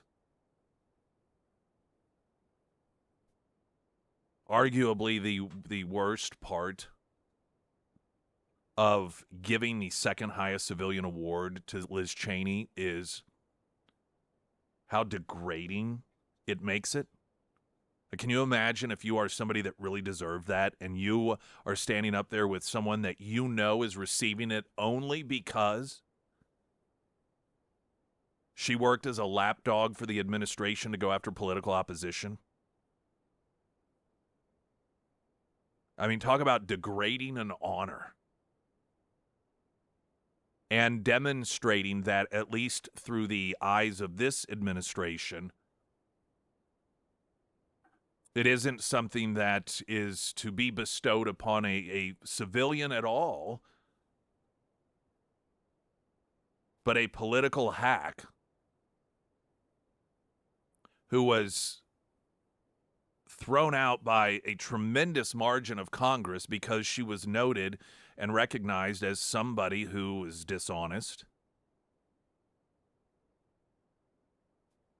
and dishonest in a way to demonize Americans. She is someone who is furthest from an American who should receive such an honor, and it is it's just Democrats, or at least the Biden administration, is doing to the second highest civilian award what they did to impeachment, and that is made it largely irrelevant. Once upon a time, impeachment, the idea of impeachment had a great weight to it because of the way that the Democrats so willy-nilly threw it around and tried to utilize it for purposes that the majority of Americans recognized were nothing other than political. It made it irrelevant. Oh, so impeach. Okay, what difference does that make? And it's a real shame to see the second highest civilian award degraded down to similar levels because of this administration's attempt to hold up and reward those who try and imprison political opposition. The thing that, of course, they claim dictator Trump would try to do, they now give awards to people who actually did try to do it. Very fitting way out for this administration. Weather in just a moment. We're going to have a Best of Author of the Week coming up in moments. That's sponsored by ABC Books on North Glenstone. Right now, the latest news update.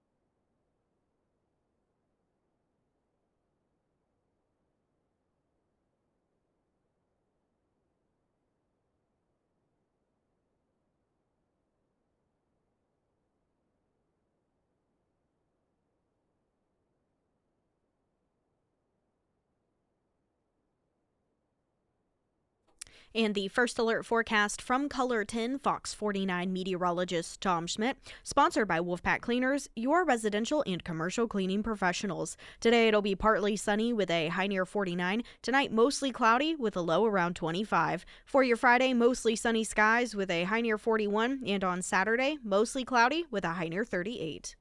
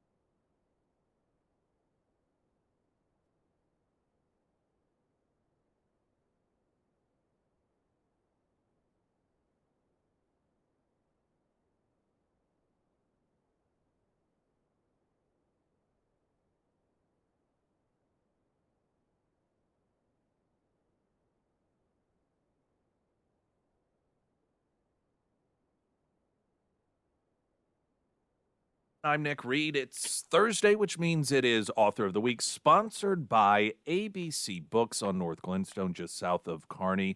Our author, Matt Purple, the book Decline from the Top, Snapshots from America's Crisis and Glimmers of Hope. The latter part of that, of course, is always nice to get a little hope thrown in there. Matt Purple, editor, journalist, written for Spectator, American Conservative, National Review, Washington Examiner, many other magazines and newspapers. And I thank you for being with us. And I can't help but wonder if you and I aren't in the ballpark around the same age, because you kind of referenced us 30 years ago, just how much better things were then. 90s for me, I graduated 95, and so you have I do a lot of memories from that period of time, those formative years, and I remember thinking back then we had some serious problems, but when I look at what's occurring today, I think, man, what a glorious time it was. What made you use the 90s as sort of a reference point? So it started in a very personal place. And by the way, thank you so much for having me on the show. It started in a personal place. The personal is often political. And for me, I grew up in the 90s. I was the quintessential 90s kid. I was born in 1987. So that spanned my childhood roughly. And I grew up with this just sense that I was incredibly fortunate to be living in the United States of America, the most prosperous nation in the history of the world. All the problems seemed to have been solved. The Berlin Wall came down before I was even conscious. So it was just a really great time to be alive and to grow up. And there was a very persistent sense of optimism back then. People really believed in the future. If you were a techno pessimist, or if you were worried about Wall Street or something like that, those views didn't get a lot of airtime because they just weren't really in the currency back then. It was just, there was this innate patriotism that a lot of us grew up with. And what interests me is not so much that that's been lost somewhat or diminished. It's that we've come to a place where it's the complete opposite, where polls find people are so pessimistic about the future. You know, for young people, millennials and Gen Z, they say the American dream doesn't even exist for them. There's something like 40% of people say we may cease to be a democracy, that our days as a democracy might be over. So there's this very dark sense of gloom that overhangs the American psyche right now. And for me, that's a real sense of whiplash, right? It's the opposite of what I grew up with. And I became really curious about how we got from point A to point B. Well, how did we get here? That's a very good question. And the answer is we can't quite know. There's no single force that we can blame or I think single narrative quite yet because the story isn't over yet. We're still writing it. We don't know quite where we're going to end up or what's going to happen. I think there's a lot of individual factors that have conspired to get us to this place. And what the book tries to do is rather than, tell a history or tell a single story, to take a kind of amused, look at it's a collection of essays and take a kind of amused look at these different factors that have got us here. And I think one of those factors is that everybody in the 90s was very excited about technology and the internet and the communications revolution. And that kind of went sour on us, right? It's not that the internet is some kind of unqualified evil thing, but it is that there's a real downside to it, the vitriol and the dehumanization and the fact that we spend so much time on there instead of in our actual communities. There's the sense of isolation that I think has taken hold in a lot of places in America, especially after the COVID lockdowns. We went into lockdown. We had no real sense of the impact it was going to have on our communities, on the businesses that were going to be closed down, the way it was going to retard the educations of our kids and the impact that was going to have on them. And then also there's the fact that our politics has just really suffered, I think, from both of these forces. And really it's gone into almost like, campy 1980s parody movie style. There's just so much that's wrong with our politics right now. There's way too much power in the executive branch. And there's a lot of stuff in between.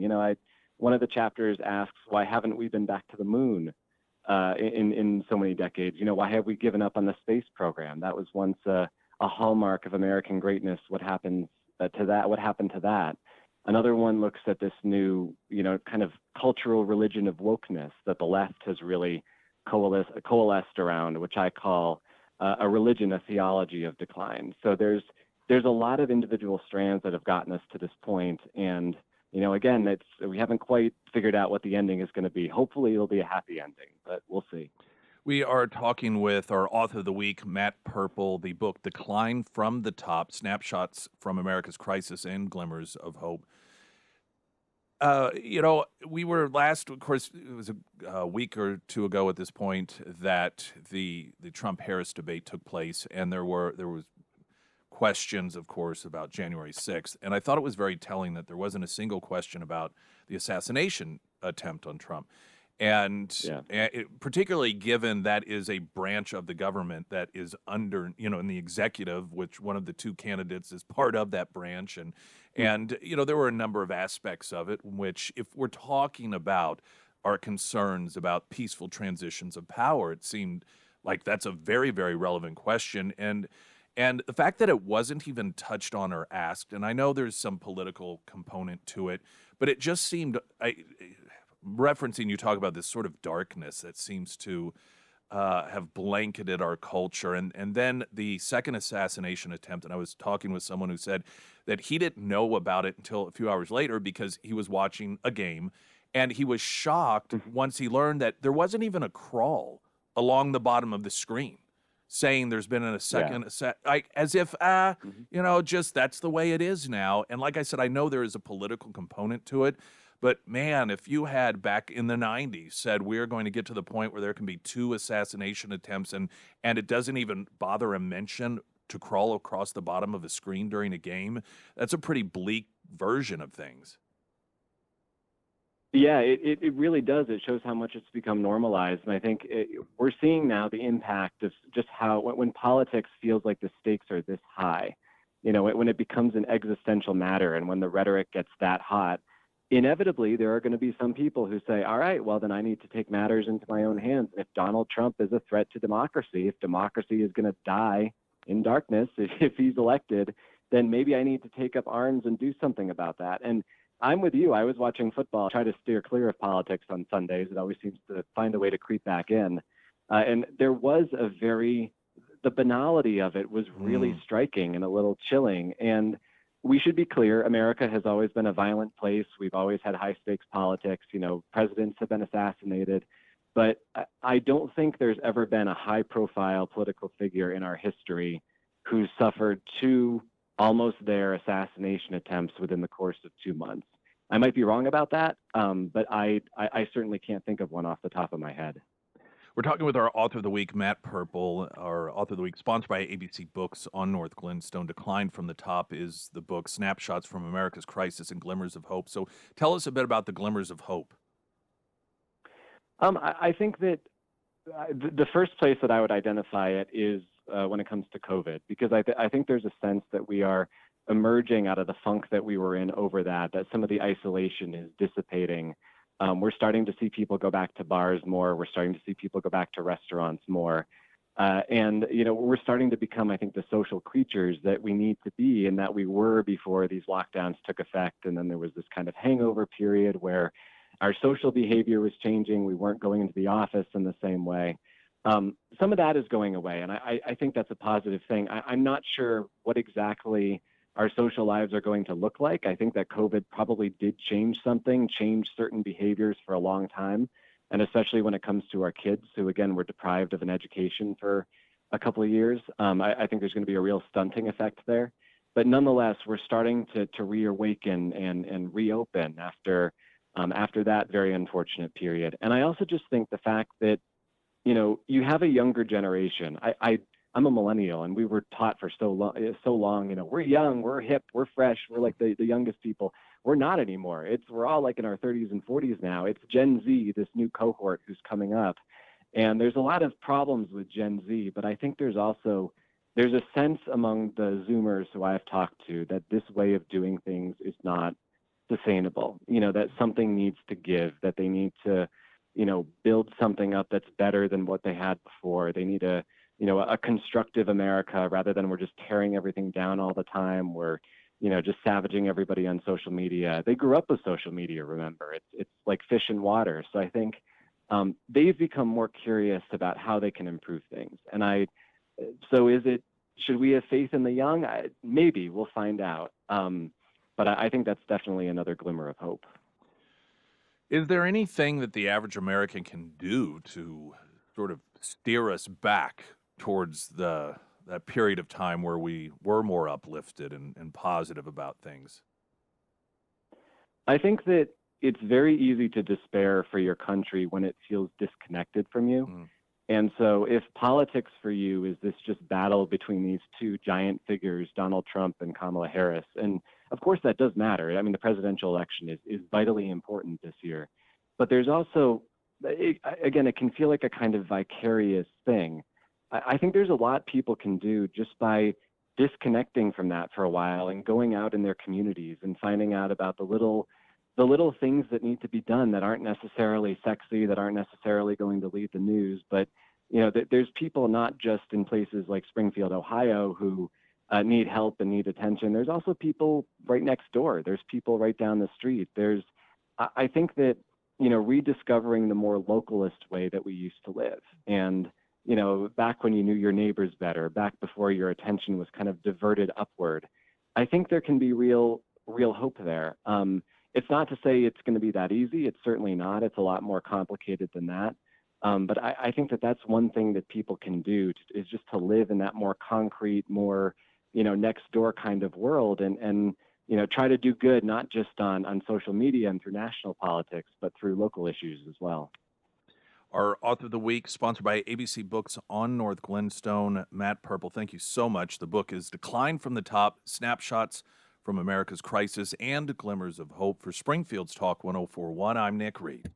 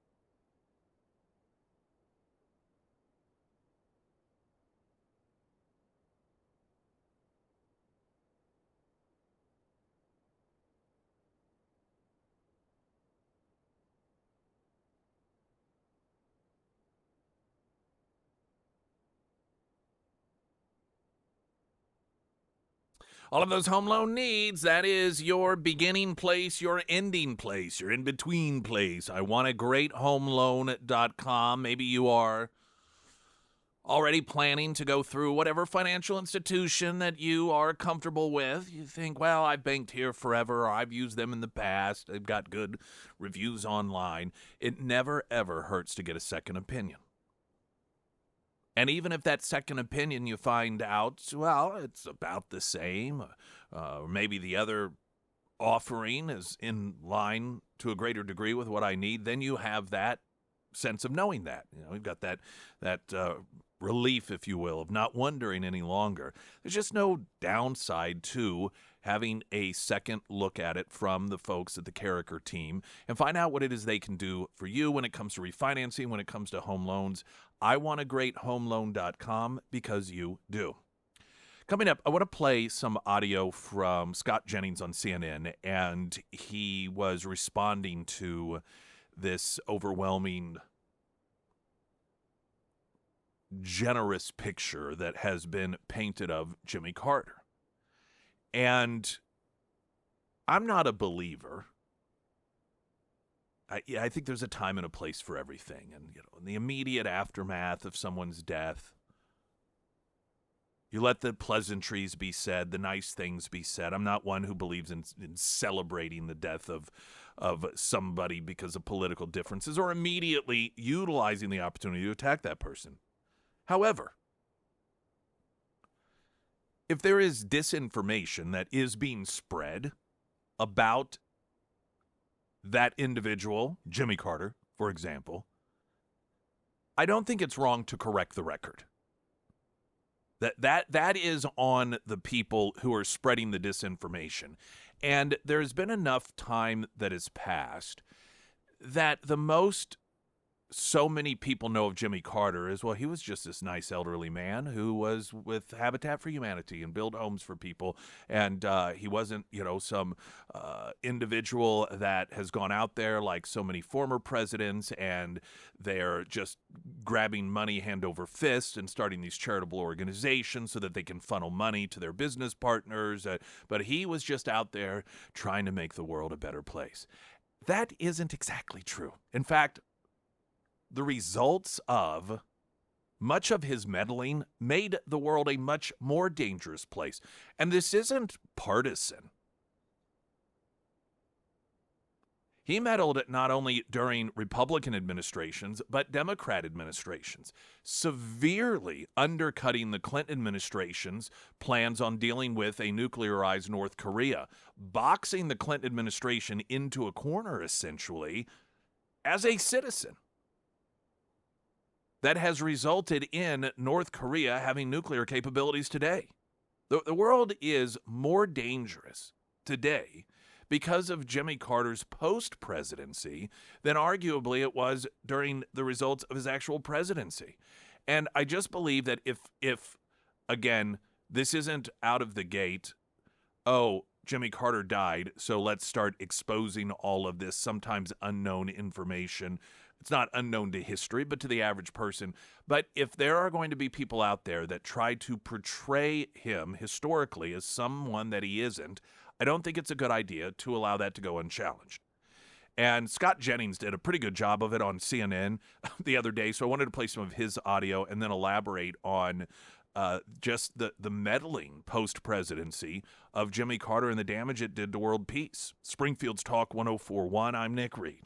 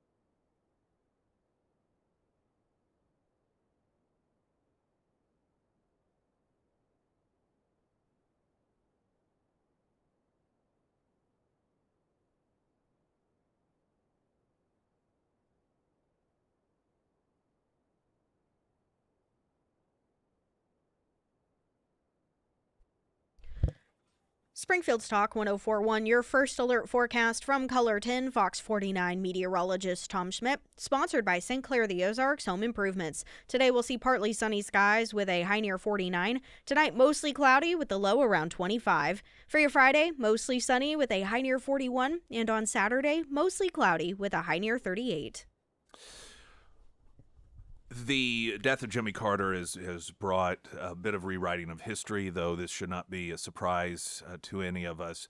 Now, up until Joe Biden was elected president, Jimmy Carter has been largely accepted in modern history as the worst president that we have had because of, the results.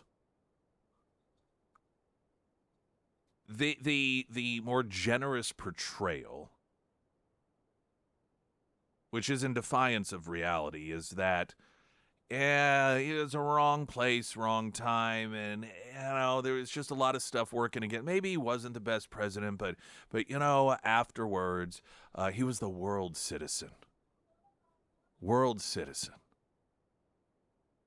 What does that mean? That's a label that you give someone when you are trying to pump up their reputation beyond what it actually is, and you don't know how else to do it. You call them a world citizen. CNN having a roundtable discussion, if you will, about Jimmy Carter, and Scott Jennings brought them back to reality in terms of Jimmy Carter's not just presidency, but post-presidency. He was a terrible president. That's why he lost in a landslide after his one term. And if it's possible, I think he was even a worse ex-president because of his meddling in U.S. foreign policy, because of his saddling up to dictators around the world, because of his vehement views, anti-Israel views, and more than dabbling in anti-Semitism over the years. He often vexed Democrats. Obama didn't even have him speak at his '08 convention. He put Bill Clinton in a terrible foreign policy box on a North Korea nuclear issue. I think he was a guy who had a huge ego and believed that he was uniquely positioned to do all these things, even after the American people had roundly and soundly rejected his leadership. So I respect people who run for president and get elected president, but in his particular case, I think he time and again proved why he was never suited for the office in the first place. I don't often say this, but Scott, I agree with you to a certain extent. President Carter was meddlesome with his successors.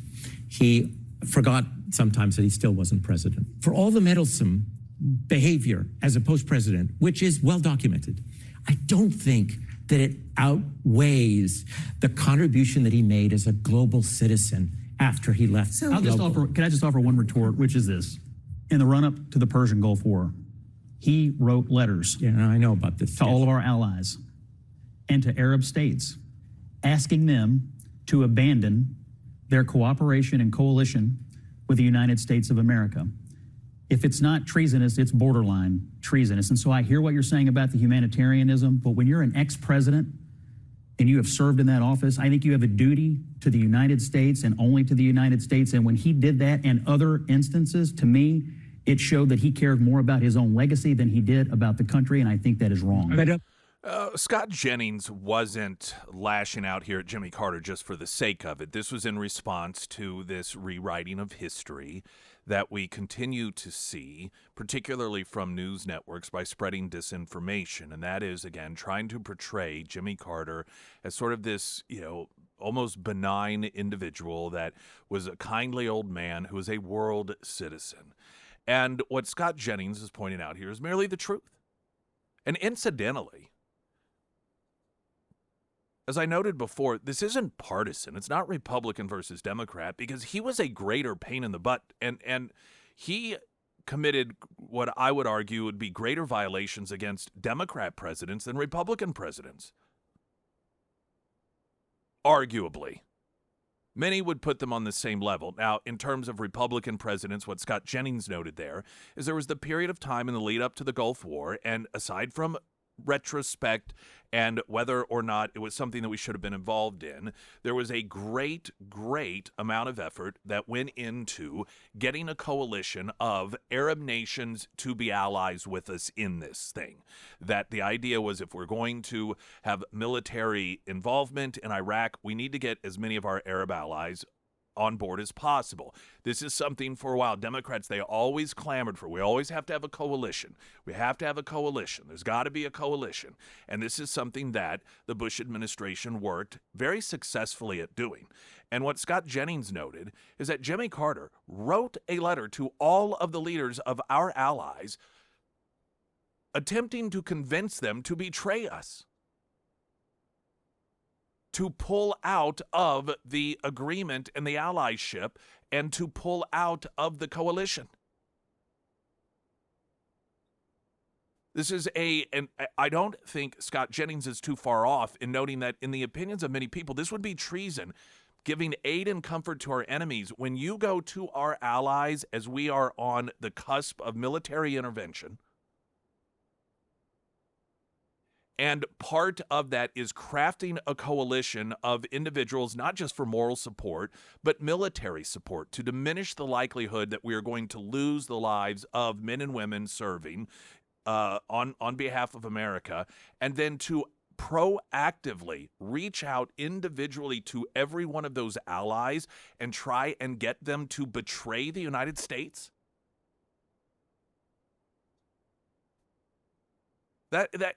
And while, again, in retrospect, there are a lot of people that say, well, we shouldn't have been doing that in the first place. That isn't the point. That's not what a former president should be doing. But it wasn't just Republican presidencies, as he was noted. I mean, Obama wanted nothing to do with Carter because he was so meddlesome. North Korea is nuclearized today because of Jimmy Carter. This was a period of time in which it was clear that the North Korean regime, Kim Il-sung, I believe, had decided to attempt to develop nuclear capabilities. And the Clinton administration's approach was to utilize sanctions, to, along with some of our allies, to utilize sanctions in order to prevent that from happening. And Jimmy Carter wrote him a letter and said, no, I'm going to go over there as a private citizen. I'm going to work out a deal for you. Infuriated the Clinton people, as it should have. In fact, Al Gore actually somehow intercepted the letter and convinced Jimmy Carter, will you at least present it in the form of a request? Like, is it all right if I do this? I mean, this is a guy who no longer is president of the United States that once again, in this case during the Clinton administration, is going in order to upend the plan that the president of the United States had for dealing with North Korea.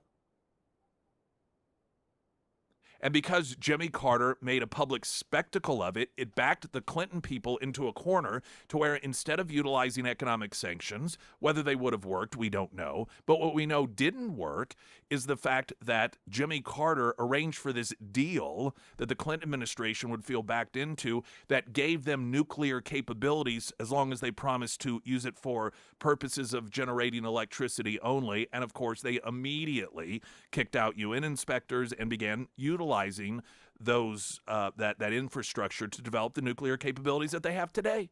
That's because of Jimmy Carter. For all of the talk that we've heard from the Democrat Party about Donald Trump cozying up to dictators, no one demonstrated what appeared to be a greater affection for dictators than Jimmy Carter. When Fidel Castro died, a leader who by firing squad had over 6,000 people executed, had a policy of executing and putting in camps homosexuals. Jimmy Carter wrote a letter to the people of Cuba explaining to them how horrible it was whenever Fidel Castro passed and how warm his memories were of the time he spent with Castro. This was a psychopathic dictator who murdered thousands of people in political opposition.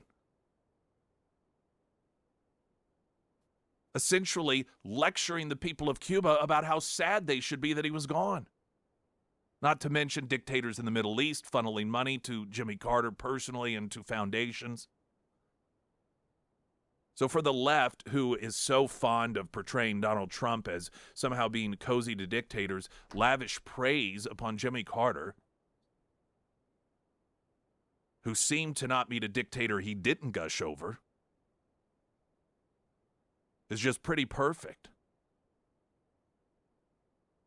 Now, like I said, I'm not one of these people who believes the moment that somebody who is a former president or of a political nature passes away, that is the time to immediately begin pouncing on them and criticizing them. But if there is disinformation being spread about that person, and if that individual who, as post-presidency, committed acts of arguably treason in some instances against not just, or, during periods of time with Republicans, but Democrat presidents as well, I think that it is warranted to push back against this fable of some kindly old man who is a world citizen. And by the way, you want to talk about taking positions that are arguably anti-Semitic? I mean, there wasn't a conflict between, his default was you trust Hamas, not the Israelis. That was his default. That the Jews were the problem.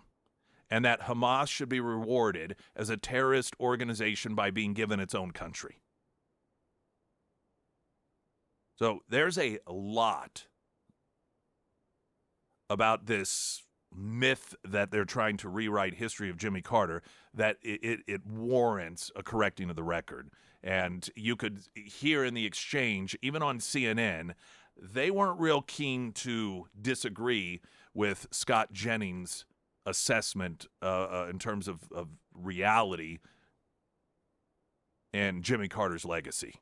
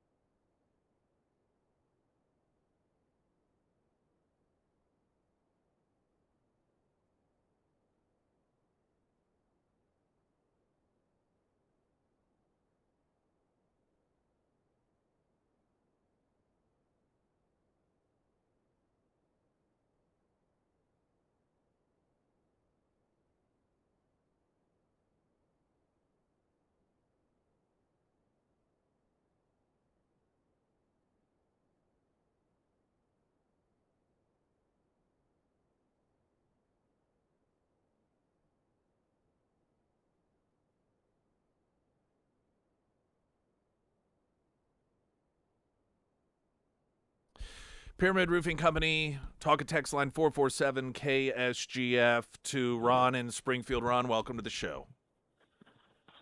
Nick? Yes. How are you? I'm doing well, thank you, sir. I am glad, man. Hey, I'm a recent transplant in Springfield, and you were one of the first stations I caught, man.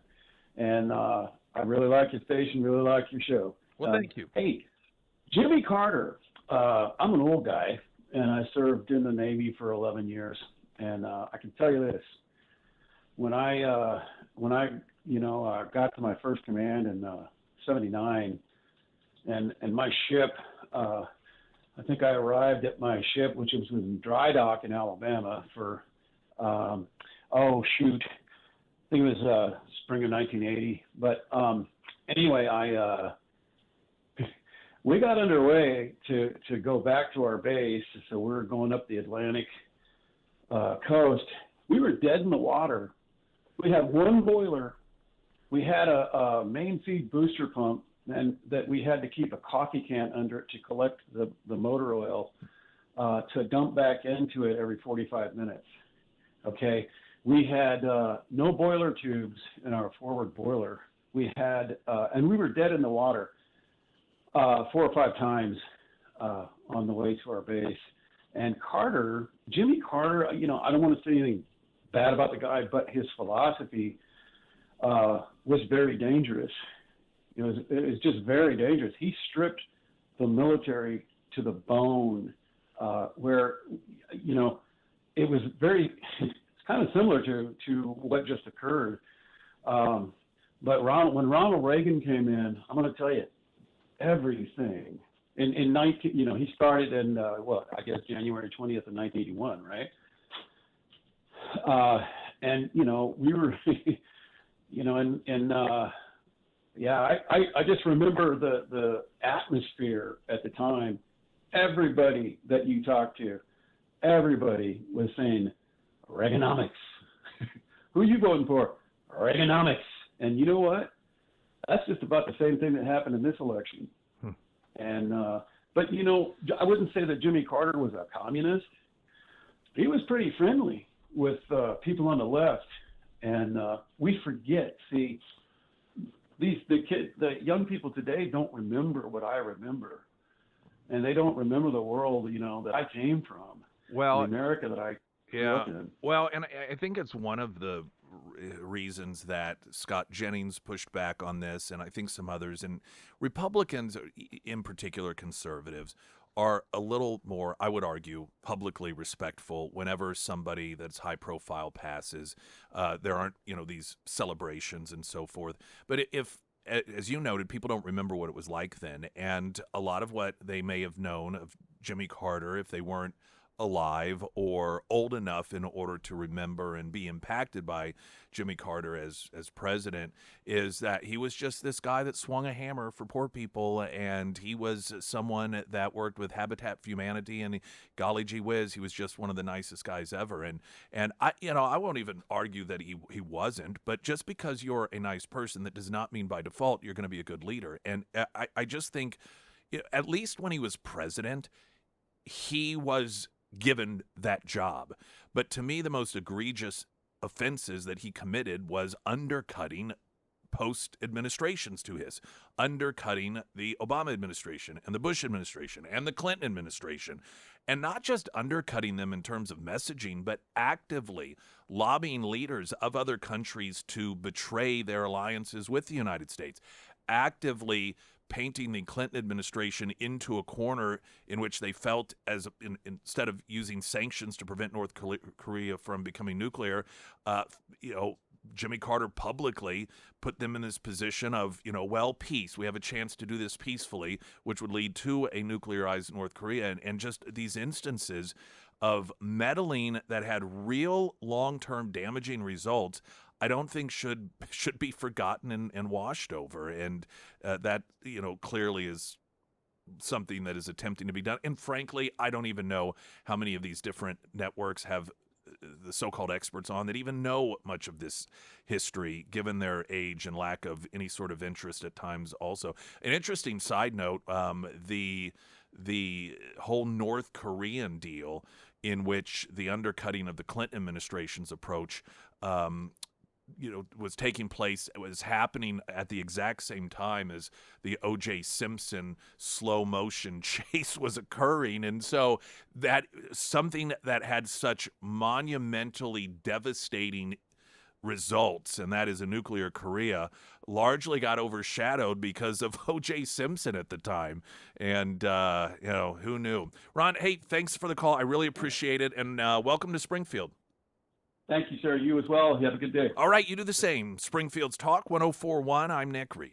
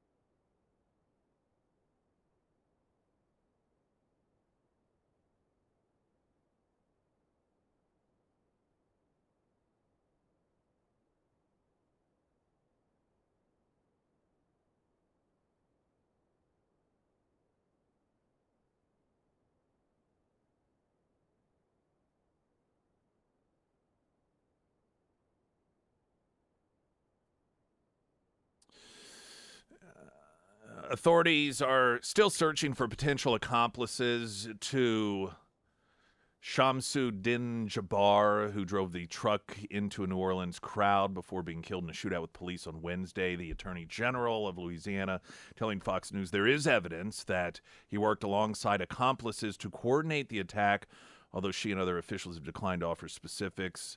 The attack killed at least 15 people, wounded dozens of others. The Attorney General there saying, in Louisiana, we do have the death penalty. We will carry it out, or at least that is a posting that she made on X.